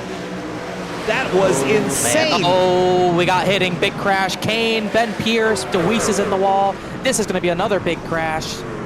Justin Munsel's in it in the back. Still crashing. 74, Ryan Nowicki's in it. Braxton DeWeese is in it. That's a shame. Yeah.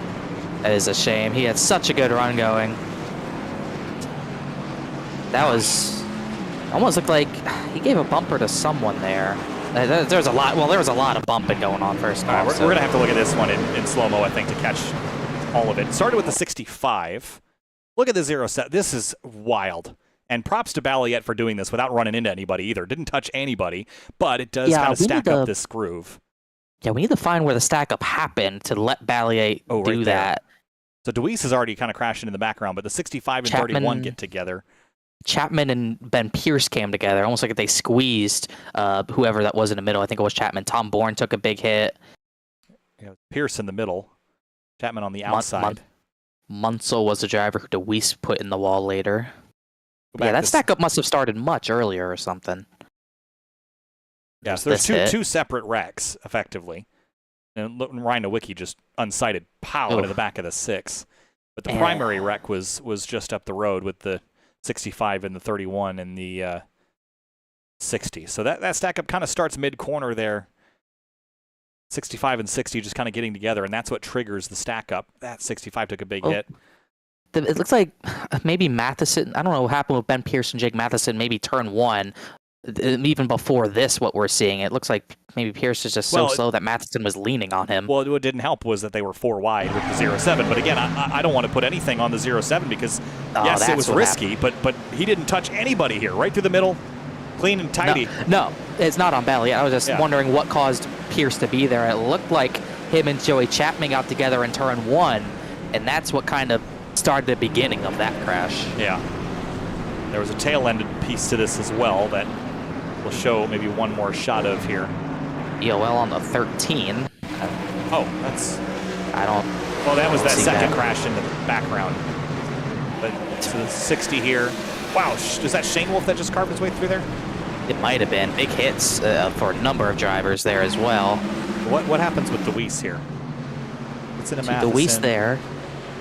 I think he's gonna crash on his own. Right here. So yeah, I mean he's at fault for that incident probably, but the other one ahead of him, I don't think so. Yeah, that's tough. Yeah, it's a tough one to swallow. He's top 10 all night, and he needed a really solid run. Trying to see where he's pretty far back in the standings, 32nd, but this was a very good, strong run for him until that. Yeah, I don't think he has a ton of damage, but he has a lot of work to do. Yeah. Yeah, we could probably get it repaired if Jacob Bell's still running. By the way, he is on pit road again. So there he is. There is a left front fender, I think. It looks like Bronson Stafford is out of the truck, so his night is over. Danny Ware, I think his night is effectively over as well. That truck's not going anywhere. Yeah, him and Eric Weinle could probably share some parts. He's looking a little farther back to what the 21 looks like. He does have his hood back. He's got something. He's not in the truck, though. I don't anticipate he'll restart. No. So another reset. John Hall, Weishart, and now Kyle Sieg runs 3rd. I like this 39. I like the position he's in. He's got the freshest tires of anybody in the top 10 by 10 laps. And we saw him carve his way through the field ahead of all these trucks before he had fresher tires. And meanwhile, as far as drivers who had pit the previous caution, it's Beckner 9th, and JT Poole, Joshua Balliet, it looks like James Shanewolf all got ahead of Jake Matheson through that. Yeah, Matheson, I think, was checking up for all that. The 07, I did bookmark that. We'll go back and look at that pass again later. Move of the race right now. That was absolutely the move of the race. He got ahead of the 52 with that move. 4 wide up the middle, didn't touch anybody, didn't knock anybody out of the way, just throttled up and drove through it. Back to the restart, Weishart and Hall. Green flag. Look at Beckner again on the attack. And Matheson already. And now the 07's put in the center. That's tight stuff there on corner exit. Look at JT Poole through the middle. Look at Beckner. He's already up to Brad Slaughter. Look at this run. Wow, the tires look like a big difference. Balliet in the next county over on the top side. He's losing spots as quick as he gained them on the previous restart. Al Sieg's up to 2nd. He's got Weishart the challenge now, and he better go because Travis Beckner's already 4th. Yeah, he's already caught that group, that lead group. We're still watching all the dramas here, about 6th on back. I think there's some volatility. Shane Wolf drops to the inside of the backstretch. Maybe just a little bit of protection. I think a Weave saying, hey, I'm keeping this bottom.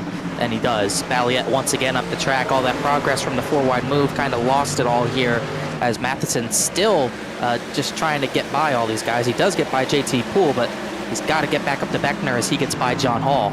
Yeah, he's going to put the 03 behind him, and now Beckner's got Kyle Sieg. And he's got 10 lap fresher tires than Sieg does. crazy, crazy restart for sure. Yeah, that was probably the craziest of them. And probably one of the cleanest, all things considered. Yeah, but somehow we're single file through about the top 10. Senesec's actually cracked the top 10 just about. Mitchell and a Sogak stuck on the top. Beckner getting by Kyle Sieg very easily into turn number 1. There might be contact almost. He just chopped the nose of John Hall. Yeah, had to and shut Hall's the door. up the track. Yeah, Here comes Matheson. I think the 20-plus lap old tires, actually 30-plus lap old tires for Hall and Weishart is going to be a hard sell for me now. Timed a little bit wrong, and Beckner is on the move. He's left his teammate behind and is going for the top spot once again here, lap 83. 0.2 of a second between them. This will not be a very easy pass, though. Weishart will not. They race each other very hard. I'll leave it at that. These two. We'll see how Weishart wants to play this. I don't know that he can defend it though, unless you just put the truck on the bottom. Oh, slide out of spin. 2. Dalton in the 0-2 and the 0-1 0-1 in the wall. Shane Wolf, but they're going to keep it straight. Kyle Sieg up Stay the hill green. in 3, got booted up out of the way. Matheson through, and JT Poole is through as well. Hey, what, Beckner better go. He's kind of been stuck for the last few laps. Matheson's clear. He has a run at him. See if Beckner wants to get physical. He's just got to time the exit so he can get overlap into 3. Once he's alongside him, it's game over. And he's going to Weishart's have loose. it here. Here we Yeah, I don't think Weishart can defend this. Still clear if he wants to. No. I think he knows what Beckner's going to give him.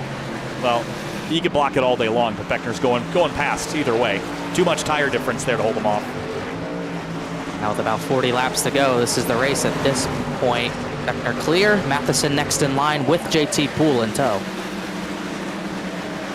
Greg Mitchell, wasn't he at the tail end of the field, turned around at one point? 37th was his lowest running. Started dead last. He started there, yeah. Now it's cracked the top 10 for the first time tonight. And 10th on back is still a hornet's nest. And Sogak's actually gotten up into that spot just about. He might be around 11th, but Garrett Grant, he's coming through the field well as well. And Michael Curhan's still battling back. Been a long night for Curhan. Here comes Yeah. Matheson to second and JT Poole to third. Now Matheson's got to hustle to get back to the bumper of Beckner. About the top 8 are fully clear of Greg Mitchell. Oh, spin! Mason Kane got turned. Another caution. And I was just about to say that JT needed to make a pass on Jake. Because if he didn't, then the leaders will be able to play that restart game again and keep him trapped there almost indefinitely. Now it gets interesting because we might see more drivers take tires this time. Now we'll catch this replay and then catch up and see what the drivers are doing in pit lane. There's Tom Bourne behind the 31 rather, and just drove in there and turned him around. He might have gotten chased down there. Yeah, let's see the angle. Tom Bourne's looking. Kane kind of never really commits to blocking Yeah, it. it's It was tough. a tough one. Again, that's just what this track invites you to do. Best case is that no trucks have damage and we carry on. Yeah, it's gonna be tough to get that track position back for Kane. He was in the last 2 cautions he's been involved in. So we'll see how that works. Also had the mini caution with Shane Wolf. Somehow didn't cause one there, but now we'll see who wants to take tires with just under 40 laps to go. Sieg. Sieg, and then Poole also comes down. Poole. Fake out from John Hall. I John don't agree Hall. with that. He's got 38 Yeah. lap old tires. I'm not sure what that's all about. But honestly, this could be the winning move getting tires now. I But we agree. saw even 10-lap old tires made a difference. 10 laps from now, we get a yellow with a 10-lap run. Those Beckner, Matheson, those guys could pit and get back in the catbird seat. Yeah, I mean, I think the difference really became clear at what 20 lap difference. That's what Weishart had over Travis Beckner. But I think 15 to 20, which is where we're at right now, is probably a pretty reasonable time to hit pit lane. I think 10 laps you could make an argument for not coming, but 15 to 20, I think that's a surefire way to carve your way through the field. There's Justin Munsell getting a lap back. The Lucky Dogs are stacking up now. Yeah, Jacob L. just shy of the Lucky Dog spot. He has now been on pit lane 15 times and counting. All due respect, it doesn't look that much better. But No, it it's doesn't. still running. Braxton DeWeese was in that last wreck. Here he is in 11th. Did not pit. I think we had a lot more drivers not pit this time. But because he had pit on those yellow laps, Makes sense. he has 11 lap old tires. So again, that's kind of on the cusp. I don't think that's an immediate pit necessity. I think at 11 to 5 to 10, I think you could convince me to stay out. Yeah. It's going to be it's not that many more drivers that stay out this time, actually. Probably like 2 more. Back to Case Licadas. Mason Kane actually just rolled through pit lane after spinning, did not actually take tires. So JT Poole in about 15th will be your first one on tires. Case Licadas started this race 35th, involved in a couple of wrecks, and is now running 13th. This is just, you should shake it all up here at the end like this. Definitely the next shake-up in this race. He joined with like 5 minutes to go in qualifying, as he has the past few times. But yeah, solid run so far. Just trying to hold on to it. Not many new players from what we've seen. Garrett Grant's up to 6th. Curhan's up to 7th. Colin Fambro's 8th. Don't tell. It's Ryan Swan's 9th. Those two have been like magnets glued tonight. They have not been able to get away from each other. That's so frustrating too. You had to run in with a guy, you're mad at a guy, and you just can't seem to find some space between you and that guy. It's just fate. At this point, you gotta agree it is fate. Adam Capps is 10th. We haven't talked about him all night either. Well, I don't even mentioned his name other than the grid readout. Probably not, but he's up in the 10th with some strategy, and we'll restart with about 35 laps to go. It's crunch time now. I don't love the idea of giving up a lot of track position unless they've got a big tire advantage, just because as the action ramps up, you're going to expect more yellows. That's just how it's been tonight. That's how I expect it to finish. I want to have track position. I don't want to get myself on 20-lap older tires because I just don't think I can hold. We saw how quick Becker climbed through the field. There's enough width that you can be aggressive. So all that factored in, it's going to be a wild last 35 laps. If you weren't entertained yet, expect to be. The Milwaukee Mile. Pace truck pulls off. Beckner, Matheson in command. Green flag back in the air. John Hall protects that inside lane. Joshua Balliet, we saw how aggressive he was earlier. Let's watch that turn number 1 with all these different tire strategies. A lot of drivers wide, but for the most part clean. Here comes JT. He's going to put Braxton DeWeese 3 wide here. That's going to be tight. Yeah, he thought better of it. He almost had enough overlap to do it. He gave him a shot. He didn't like the block, but that's all right. He said he'll get under him 2 wide. Much more clean this time. Garrett Grant, big crossover to block off the attempt from the 18, but he's going to miss the corner. That'll allow Fambro to tuck underneath, but he misses. Here comes JT Fambro's Poole. Around. Right into Poole's way. Caution out. Off the... Yes. Oh. And the 0-5 gets turned. Oh, man. Guess who that was off the bumper of? Is that off the 20? No way. Oh, man. Told you, from the 20. These two are just magnetized. Yeah. Somehow it wasn't a bigger wreck than what it looked, but a little bit of a stack up because Garrett Grant missed the corner for sure. But it's just, what can you do? Light tap's all it takes, and JT Poole kind of got pushed into it because just DeWeese couldn't stack back up in time. Yeah, then Adam Capps just barely got hooked. I just got tagged right there at the end. So more drama.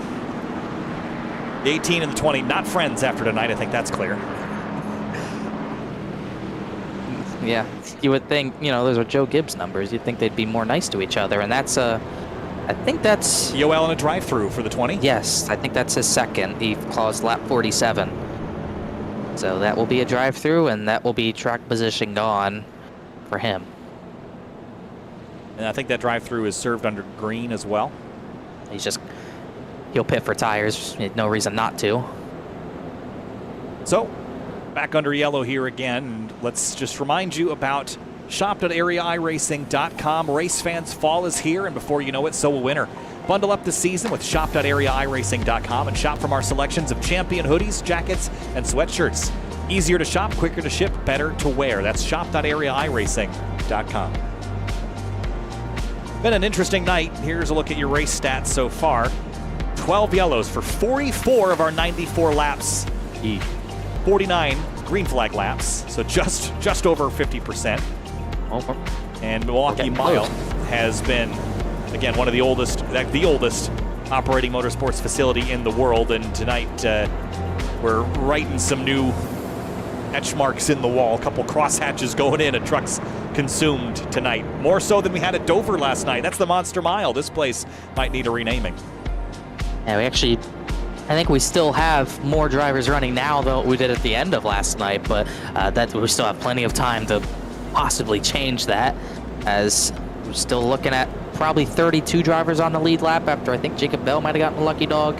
And we still got strategies playing out. Beckner, Matheson, Hall, Balliet, and Mitchell are the top 5. Then Carhan and Garrett Grant, 6th and 7th. JT Poole, he was in that crash, but the 26th looks rather clean as we kind of look at this restart and what unfolded. Yeah, this is Balliet going 4 wide here. Wanted to get another look at this. Sees the door open and just drives through it. And then the wreck happened behind him. But I just was so impressed with... He just drove off in there. Yeah, it did. Absolutely. But I'm just so impressed. Right here. Sees this gap open and just fearlessly right through it.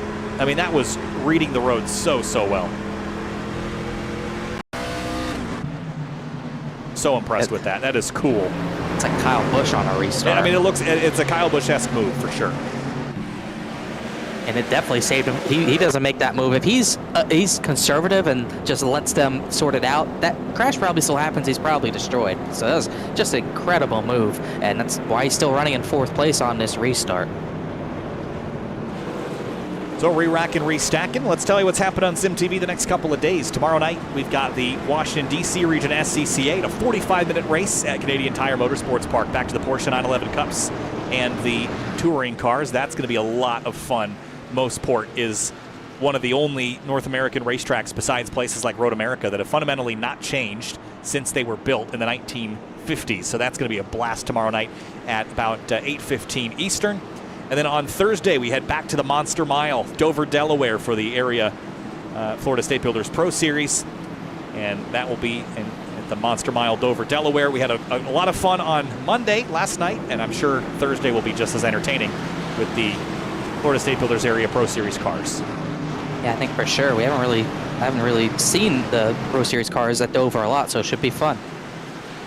Should be fun. Lap 97 of 125, getting down to the nitty-gritty here. Green flag back in the air. Beckner and Matheson lead the way. Matheson let down. Carhan finds a gap. Gotta watch JT Poole. Really no damage from that crash, so he's still furthest up on fresh tires. Yeah, heat cycling them, no. Really, I'd like to have my fresh tires and use them when they're fresh. Oh, big block. Garrett Grant on DeWeese. DeWeese backed out. Ooh, the 33 was sideways trying to woe it up behind him. Saw that move coming and didn't want to be in it. Kyle Sieg on the outside of this. Ooh, Grant has to turn left to miss it. 89 truck in the background. Oh, he's into the pit wall. Stay green. Ah, he hit the pit wall hard. Oh, man, yeah. Luckily, no virtual. The angles tonight. Yeah, there's just, race cars will always find the worst angles. Those are walls that haven't been hit in real life. Not yet, at least. Don't speak too soon, I guess, but wow, that was crazy. But somehow, yes, we do stay green through all that for now. Beckner and Matheson, well clear. Oh, slide 74 Nowicki was really, he's chasing it down the whole front straightaway. Oh my goodness, he's had issues all night. I don't know if it's strictly hardware or maybe, I mean, there's a lot of damage to that 74 truck. Jason Dalton, Mason Kane side by side here for 15th place. Nice livery on the 02 truck. The silver finish on it. One of the less battered looking trucks of the night. Just creeping his way into that top 15 position. Senesac trying to work over, looks like Justin Sogak. Well, it just doesn't look like the tires are as effective this run. Just keeping my eye on Justin Munsell. He had a whole bunch of wheel in it. Munsell is running, where is that 6 truck right now? Back in 20th place. 20th. He was really wrenching on it. Yeah, he was super sideways in 1 and 2. I mean, look at the right front sticking out. It definitely looks a little bit broken. It's got Shane Wolf to the inside. That's a pass for position. Oh, the 60 of Joey Chapman. Might not be a yellow. Apron. Yeah, we're going to stay green. Tough night for the 60. I'll say. JT's progress has not been as lightning quick as Beckner. He is the leading car on those fresher tires, but last time by, he wasn't even faster than Travis Beckner, who just ran a 30.48. to JT's 30.612. Clean air is helping a lot here. Yeah, certainly looks like clean air is helping big time, and just didn't, for some reason, just didn't seem like the tire difference was as effective. And there might be something to be said about those heat cycles as well, not playing as much of a factor. David Weishart and Kyle Sieg are the other two drivers to look for on this same strategy JT Poole's on. Poole's made more progress, but it's not a lot. Yeah, I just don't think. I mean, every time you restart, you're burning up the rears, getting them up to speed. You're really attacking on the restart. It was only one restart between when JT put the tires on and where he is, but I think also he wasn't really in a prime position to make all the moves like Beckner did, and how the front restarts is a big part of that as well. They didn't get a great launch when Beckner made up all those positions, but now that Beckner is out front, the restarts have been a bit more coordinated, and that's actually hindered JT's progress. Yeah, definitely hurting him, but he is now up to 5th thanks to that. Actually make that 4th as he now kind of focuses on John Hall, who's kind of holding a few people up. He's on some of the oldest tires in the field now, but he's still holding on to a podium position, but not for much more longer than another straightaway. And JT working his way by. That's a pass for 3rd. Looks like Joshua Balliette's going to follow through. Balliette is not on fresher tires, but just kind of following JT as he carves the way. Kind of what you do here, you let someone poke the nose through the bottom of the corner for you and just make sure you can get enough of a run to follow him through. At this stage in the race, Connor, it's not over till it's over, we know that, but it seems like it's going to be hard to wrench this one away from Travis Beckner tonight. He's led 71 laps, and it seems like no matter what happens, whether it's cautions or restarts or whatever, he is ready to pounce. The aggression level's paying off here, and he doesn't seem to be losing pace as the laps tick on. No, it's actually gaining a little bit on Jake Matheson the past few times around, but you never know. Matheson could just be laying back, maybe thinking this might go green and trying to save some tires, but there's only so much you can save in the last 20 laps of a race and have enough to get back a 6/10 of a second gap. But now that JT's clear, we're going to really see what he stacks up. So Beckner's out front, did a 30.7 last time, and JT did a 30.69. Let's see what Travis has this time. It's going to be a 30.8. 30.8 for Matheson, 30.8 for JT, but it was a slightly quicker 30.8 than Matheson. So he's at least matching those front two, but he needs to be quicker. Yeah, he needs to be quicker, and he just really isn't. A little stacked up 4th on back, really 5th on back. John Hall might fade a little bit here if Michael Cohan can get him out of the groove. Kyle Sieg, fresher tires. Shane Therian coming through. He passes Braxton DeWeese. Tom Bourne there as well. Number of battles happening now throughout the field, under 20 to go. Yeah, this could be a nice green flag run here as the trucks have dropped off a bit. People have kind of settled their scores. If we do get a green flag run, that's the only unknown left, right? We know everything else. We've seen it all play out, restarts and lane changes and pit stops and all that. What we haven't seen is a 20-plus lap green flag run. That could be the biggest mix-up of everything tonight, is just letting the race play out. Definitely would be one of the unexpected times of the night to do so near the end of a race, as we got 3 wide for about 12th place. That's Garrett Grant on the top. And Shea Therian, I don't think he wants a 4th lane. I don't. I think he's going to spectate this and pick off what's left over like a vulture. And through goes the 38. He's going to get tagged and spun around. Sent a sack into the wall. Caution is out. I'm blaming that on you. I think you jinxed it. Yeah, I think I did too.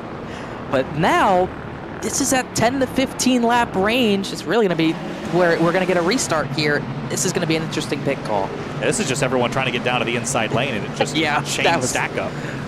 That was kind of funny. I can't even lie about that one. It's just what this track is. You're trying to fight for the bottom. When everyone fights for the bottom, this is what happens. Look at this. Everybody wants the same lane all at once. 5 trucks into each other at the same time. If everyone just lifted a tiny bit, we could have made that work, but I just don't think that was going to happen at this stage of the race. Caution's out. I think now we are at the 13 yellows. 47 laps. Now what? Well, it's called a racing incident. It's so hard to pit if you're Beckner, but Matheson could easily leave you out. I kind of want tires, honestly. But you run a risk of having yellows to the end and not gaining spots. Oh, Matheson's looking, and he's going to fake out. JT sticks with it. John Hall comes in. Yeah, all right. Oh, this is really going to split things up. So JT's now going to have a 40-lap advantage but he's going to get buried because there's a few more trucks that stayed out. Well, let's wait to see. One, who knows? We could see 2 tires. He might not come out first. Who knows? I don't think 2 tires would be a call, would it? It depends. It looks like that's what John Hall just did. Yeah, I don't think that's a... Greg Mitchell as well, possibly. Yeah, JT They're took out before. 4. Everyone else looks like they took 4. So JT comes out 18th. Yeah, a lot more stayed out this time. That's going to be tough to do. We got... I'll tell you, it's going to be fun, though, because Yeah. JT is 18th, but the vast majority of the trucks ahead of him have 17 to 20 lap old tires or more. So if he can just get up on the wheel and be aggressive, this is going to be fun. But Connor, as Finning and I always say, you know what happens to aggressive? Aggressive goes around. Aggressive does go around. I have a soundboard quote of that. Yeah, Discord soundboard. I could use it, but I don't think I want to. But yeah, I mean, he's already been involved in 1 crash after pitting.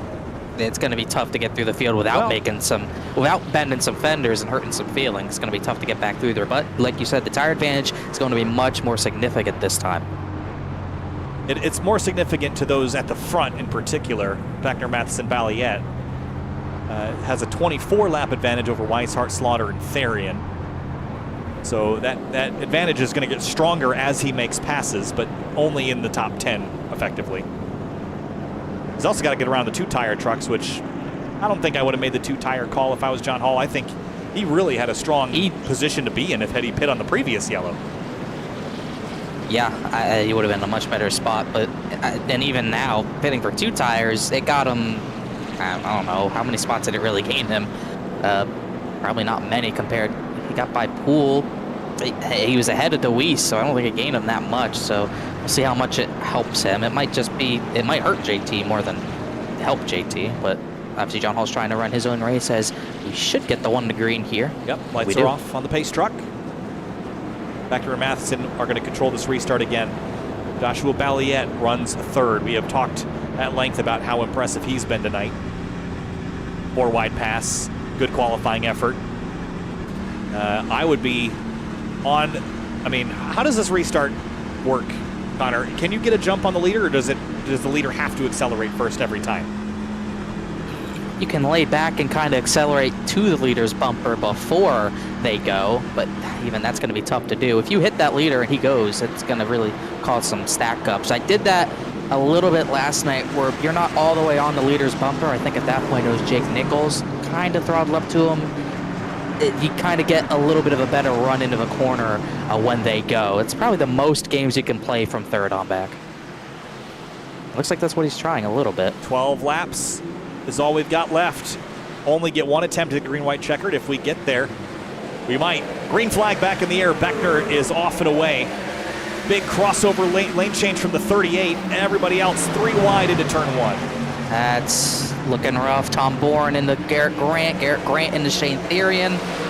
Somewhere through all that, JT Poole's trying to get through. He's on the top side, 3 wide. I don't even know where he is. There he is. I spotted him up to 12th, 11th. Oh, big crash, and he's crashed. And caution. 24 goes around, or Michael still Curhan. crashing. Curhan into a 0-2 maybe?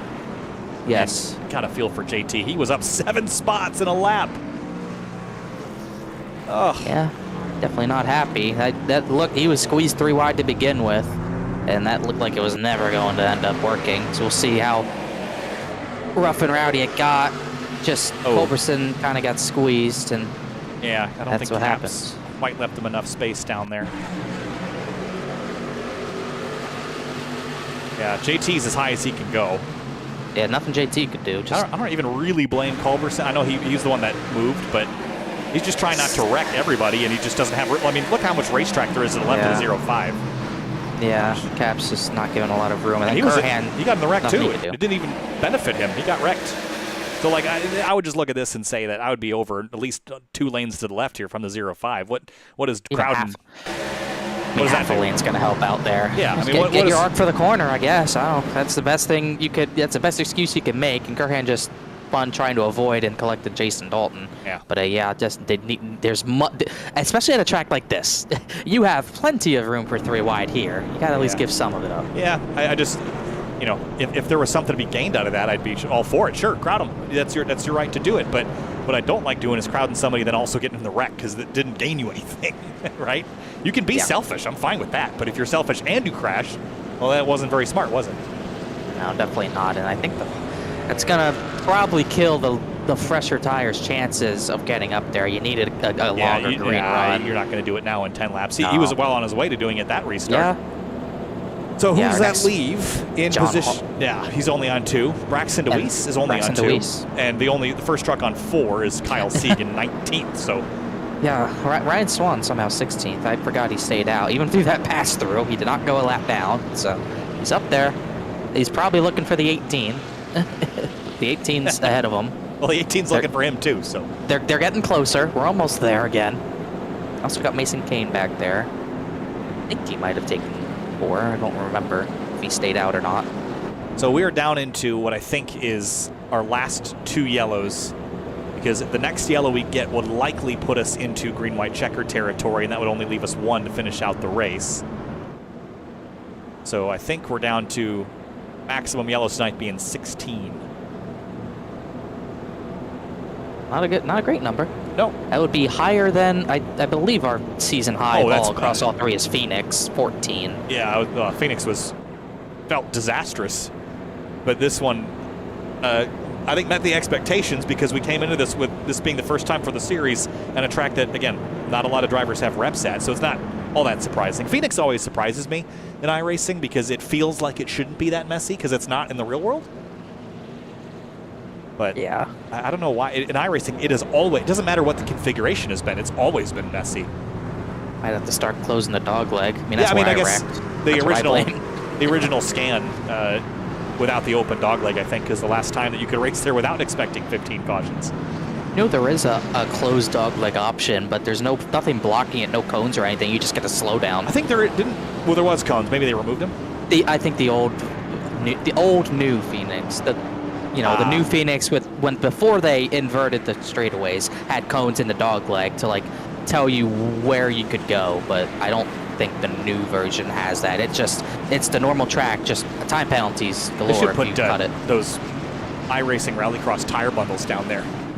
Stay on the track or die. I think we've hit plenty of tire bundles tonight.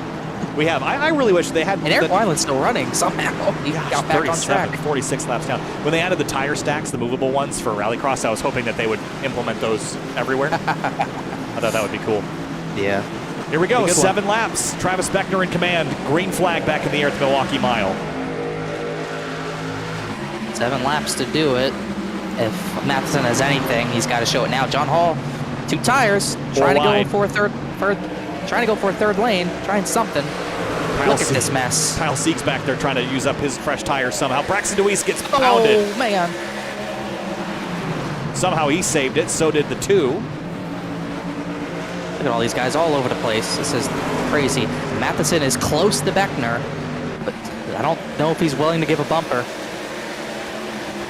16 of Bourne making me nervous here. 3 wide into 1. John Hall on the outside. John Hall's trying on 2 tires. Just not enough grip up there, but he does have a run. 4 wide back here still. Oh, Sieg's in the middle. There's crashing up ahead. More trouble. Sieg's around. DeWeese. Sieg. Anasoga. Still green. There's the yellow. Sam Fontaine. Oh, and Swan's in the wall hard. No, that wasn't Swan. Fambro spun around in turn 3, though, as soon as I looked at Ryan Swan. It's like telepathy at this point.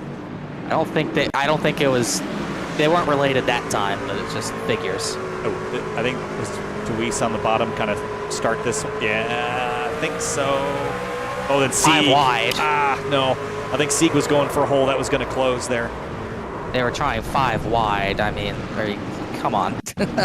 So watch. I think Sieg sees the hole here. Right here. Sees the hole.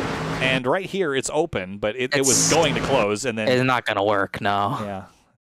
It would have been cool if he made it stick. Yeah, I think he saw Balliette's move and tried to outdo it. He did the over-under move at Milwaukee, of all places. Yeah, 13 it's a big hole, but it's going to close. Well, the 13 comes up, but he didn't have overlap on the 13 to trigger the spotter yet, so I don't know that. And the key to this, we're 4 wide. Spotters don't make a call for 4 wide, so how could Braxton know this? That's just, I don't think he's that's just unfortunate. Yeah, and then look at JT carving his way through that, and you mentioned the 18. up the road. They were crashing down the whole back Him and straightaway. Tom Bourne. Yeah, they were getting testy in a turn 1. Finally cleared each other out. Just okay. It's just, yeah, deep breaths. I've had a number of those. John Hall did get the 8th. A little too late from 8th, but two-tire call looks a lot better now. Well, I think the two-tire call is the call for a bunch of yellows, which we've had. I thought we might get a little bit more of a green run as the 66 at Tinch gets another free pass. It's like lucky dog of the week. So Beckner, Matheson are going to control this last restart. This will be our final restart. It'll go green if we get to the white. It'll finish under yellow if we don't. And a little birdie tells me we actually have done a really good job at not finishing under yellow this season, which we did a lot of last year or last season. I just have a feeling that the way this track invites dives, everyone knows it's going to likely end under yellow, that we're going to end under yellow. Chicken before the egg sort of deal here. Yeah, I'd be shocked if we got back around. But I'd love to see it because that restart, Matheson got close to the bumper of Beckner. I don't know if he's going to be willing to lay the bumper to him, even for the win. But he's been there the entire time. Balliet, if he could just time the restart, maybe it would help. But Beckner's been taking that top line, taking that chance away from him so he can keep Weishart and Balliet side by side. We'll see what Beckner wants to do with his teammate this time. So, reminder of the playoff picture coming into this round. Travis Beckner does not yet have a win in the Truck Series race, or Truck Series season. Jake Matheson does.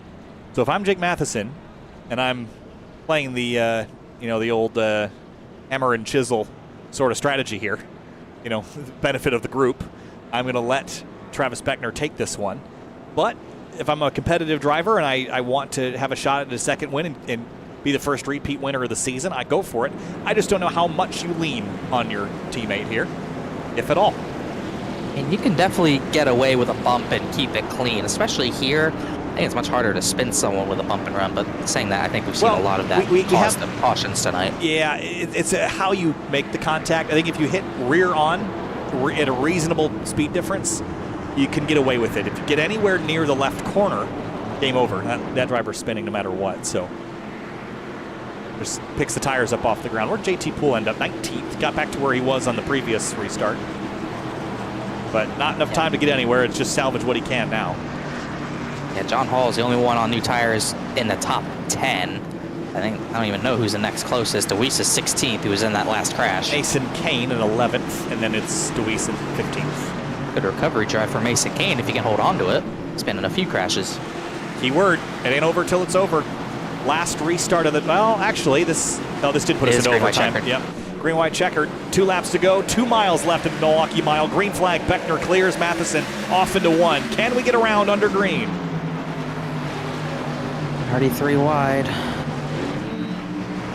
Spin behind crash. Him. There it is. Caution will fly, and Travis Beckner will lock up this one at the Milwaukee Mile. And that was, couldn't tell, might have been JT Poole again. Kevin Stein. Yeah, I think it was ahead of him, actually. Yeah, it was Kevin Stein. 92 truck that went around. Well, I got to back up just a little bit more. Rough way to end for the rough race. Here. Shane Wolf turns down into the 32. Nothing that Kevin did wrong there. Then JT just gets hooked. Unfortunate way to be mentioned for the. Oh man, what? Eric Wineland came out of nowhere there. Yeah. So the teammates, they just absolutely dominated this one, Connor. They locked this up. It feels like 100 laps ago. Just the restart strategy, playing the game. They've now locked in Beckner into the playoffs as the checkered flag flies here. That was great team playing, great teamwork tonight for Travis Beckner. Yes. But Travis Beckner picks up 1 at the Milwaukee Mile. Jake Matheson in 2nd, and Joshua Balliet 3rd in the 07. Great night for him. And David Weishart 4th out of all that. Brad Slaughter rebounded for 5th. Remember, he got turned around earlier. Shane Therian 6th. Garrett Grant, John Hall, Tom Bourne, Nathan Jump. Yeah, crazy race from top to bottom completely. Just like Monday night, we went an extra lap to decide it. Just did not finish it under green, but good win for Beckner. He gets these short track wins every once in a while, and that co-opetition we talked about definitely helped him out tonight as get some congratulatory revs of the engine from some of his fellow drivers. It's JT. Giving a little congratulatory bump. That one kind of stings, though, I'm sure, for JT. Had an opportunity to steal that one away and just didn't pan out. Just didn't really get the chance immediately. That tie, if he just could have cleared that top line into 3, it could have helped, but just didn't get it to work his way. Ace Truck's going to barge its way back into pit lane. A little dangerous. Travis Beckner celebrates at the Milwaukee Mile. Well, this track might be the oldest in North America, might be the oldest racetrack in the world, but it's the newest winner of the Area Truck Series season. Travis Beckner picks up his first of maybe many in Area Season 5. Yeah, the inaugural winner. Cannot take that away from him. The first winner at the Milwaukee Mile in Area's history, so that's definitely something to put on his resume, and a little tight doing burnouts here, but he'll surely take them. For as wide as the track feels at times, that front straight is pretty narrow. Let's have a look at our race results tonight. At the top of the board, it is Travis Beckner, Jake Matheson, Miller Racing, just a solid night. Joshua Balliet repping the blue oval. Third in the 07, then Weishart, Slaughter, Therian, Grant, Hall, Bourne, and Jump Connor. Yeah, Miller Racing will extend their team point standing gap with a 1-2 finish like that. Then just outside the top 10, Mason Kane does recover for 12th. Dwayne Culbertson got battered around, just like Munsell and DeWeese. They got top 15s. Ryan Swan, 16th. Shane Wolf battled back to 17th. And Sogek was involved. Just a lot of these drivers.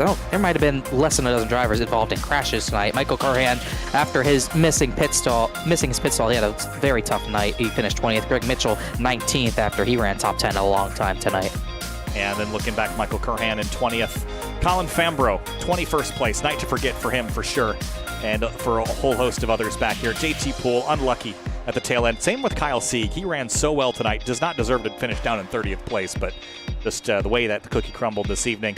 And then looking down the rest of the order, Eric Wineland battled back 47 laps down. Didn't really gain much by getting back on the track, but just wanted to be participatory there at the end. And Cameron Hearn again, unlucky tonight. Yeah, his point situation is very dire. At the point, even a win might not help if he can't gain the points. He was 36th coming into tonight. He might even fall after tonight, so very tough night. And also Donald Ray didn't start this race. But yeah, a lot of tough nights for a lot of drivers. And we're just waiting on our podium drivers to meet us now here in the booth and talk to Joshua Balliet, Jake Matheson, and Travis Beckner before we sign off here for the evening. Remember that we got road racing tomorrow night at Mosport. That's where we're headed, Canadian Tire Motorsports Park. Jake Matheson joins us now, second place in the number 52. Tonight was one of the races of all time, Jake. This is a historic racetrack, but tonight a whole bunch of yellow flags along the way, but you and your teammate managed to basically lock out that front row on almost every restart of the evening and came home with second. Take us through your night. Yeah, I mean, I was really happy to see the upfront qualifying. I knew qualifying would be huge here, so glad we can get another pole tonight. But man, Travis, he was just lights out all night. I mean, I don't know how you can be lights out on a fixed set, but I couldn't reach out and grab him. So good win to him. He played his cards right, and really good run for us and Team Miller. And I'll be looking good for points on the team. What's it called? The team season standings, and I don't even have much to say about that race, I'll be honest. It's just long. Say that, long. Yeah, long and tough to get through with all the yellow flags. But a strong run, top 5 run for you in the 52, Jake. Thanks for chatting. Congrats. We'll see you next time. Yeah, thanks, guys. Real quick, just want to say thanks to Calusa Pines. Obviously, the 1-2 here. You gotta love to see that. See Alien Gear, Celsius, Area Shop, Huckett Films, Miller Racing for everything they do. Thanks, Jake. We'll see you. Thank you. And Joshua Balliet with, I think, the move of the race on lap 74. 4 wide up the outside. Don't know how you did it. Don't know what led you to make that decision, but 4 wide through the middle. Didn't touch anybody. That was the move of the race. Maybe kept you out of a wreck. And started third, finished third. So there's a lot of stuff that happened between those 2 laps, lap 1 and lap 126. But take us through your night in that 07 Ford. Well, the move to make it 4 wide, I saw 2 people making contact up in front of me, and it's just, I knew there were going to be a stack up, so I just wanted to go to the outside, make sure, if they're wrecking low, I'm already up against the wall, and then just everyone was, I guess, checking up for those 2 cars that made contact up ahead, and they just was able to pass everyone. I wish because I was too busy trying to keep my line, 4 wide, I just forgot to shift to third, and I think I may have been ahead of the 28 by the time the caution came out if I actually kept it in third, because I was ahead of the 28 for that split second, but I was at 4th. So, but then after that, it was just I lined up, I think, on the inside there, kind of got trapped, and it's kind of just a fight to get back to third that whole race. Yeah, it seemed like tonight, again, this is a track that Area's never been to, and I don't think a lot of drivers have tons of laps here. You know, it's a 1 mile racetrack, kind of similar to New Hampshire, but it was challenging, especially gauging drivers' lines and entries. And I said to Connor maybe mid-race that drivers were struggling maybe with just getting lost because it's wide and it's narrow all the same, and it's just hard to kind of tell where you are. How challenging, or what was the most challenging part of this track for you in traffic, just kind of navigating it when it's kind of vague? The most challenging part is really, I feel, setting up a pass. Like when we came out from the pits and getting ahead, like you really had to get everything on the restarts, and then it's just hard to, since we're shifting in the corners the whole time, it just everyone's building the same run out of the corner, so it's really tough to make a legitimate attempt to get to someone's left side and make a pass. So really, I feel the hardest part is just building a run to make passes, but generally driving the car, like it's kind of, I wouldn't say there's anything too difficult other than you have to make sure you hit the line like exact each time. Like if you're just a little bit off, like you're not going to get that run off the corner and someone's just going to blow by you. Yeah, it worked out though. Third place, so started where you finished, 126 laps in between. Josh, thanks for talking to us. Strong night there for the Elite Ford. I'd just like to thank Elite Entertainment and Bullet Designs. Thanks, Joshua. Nice run. We'll see you next time. Yep, thank you.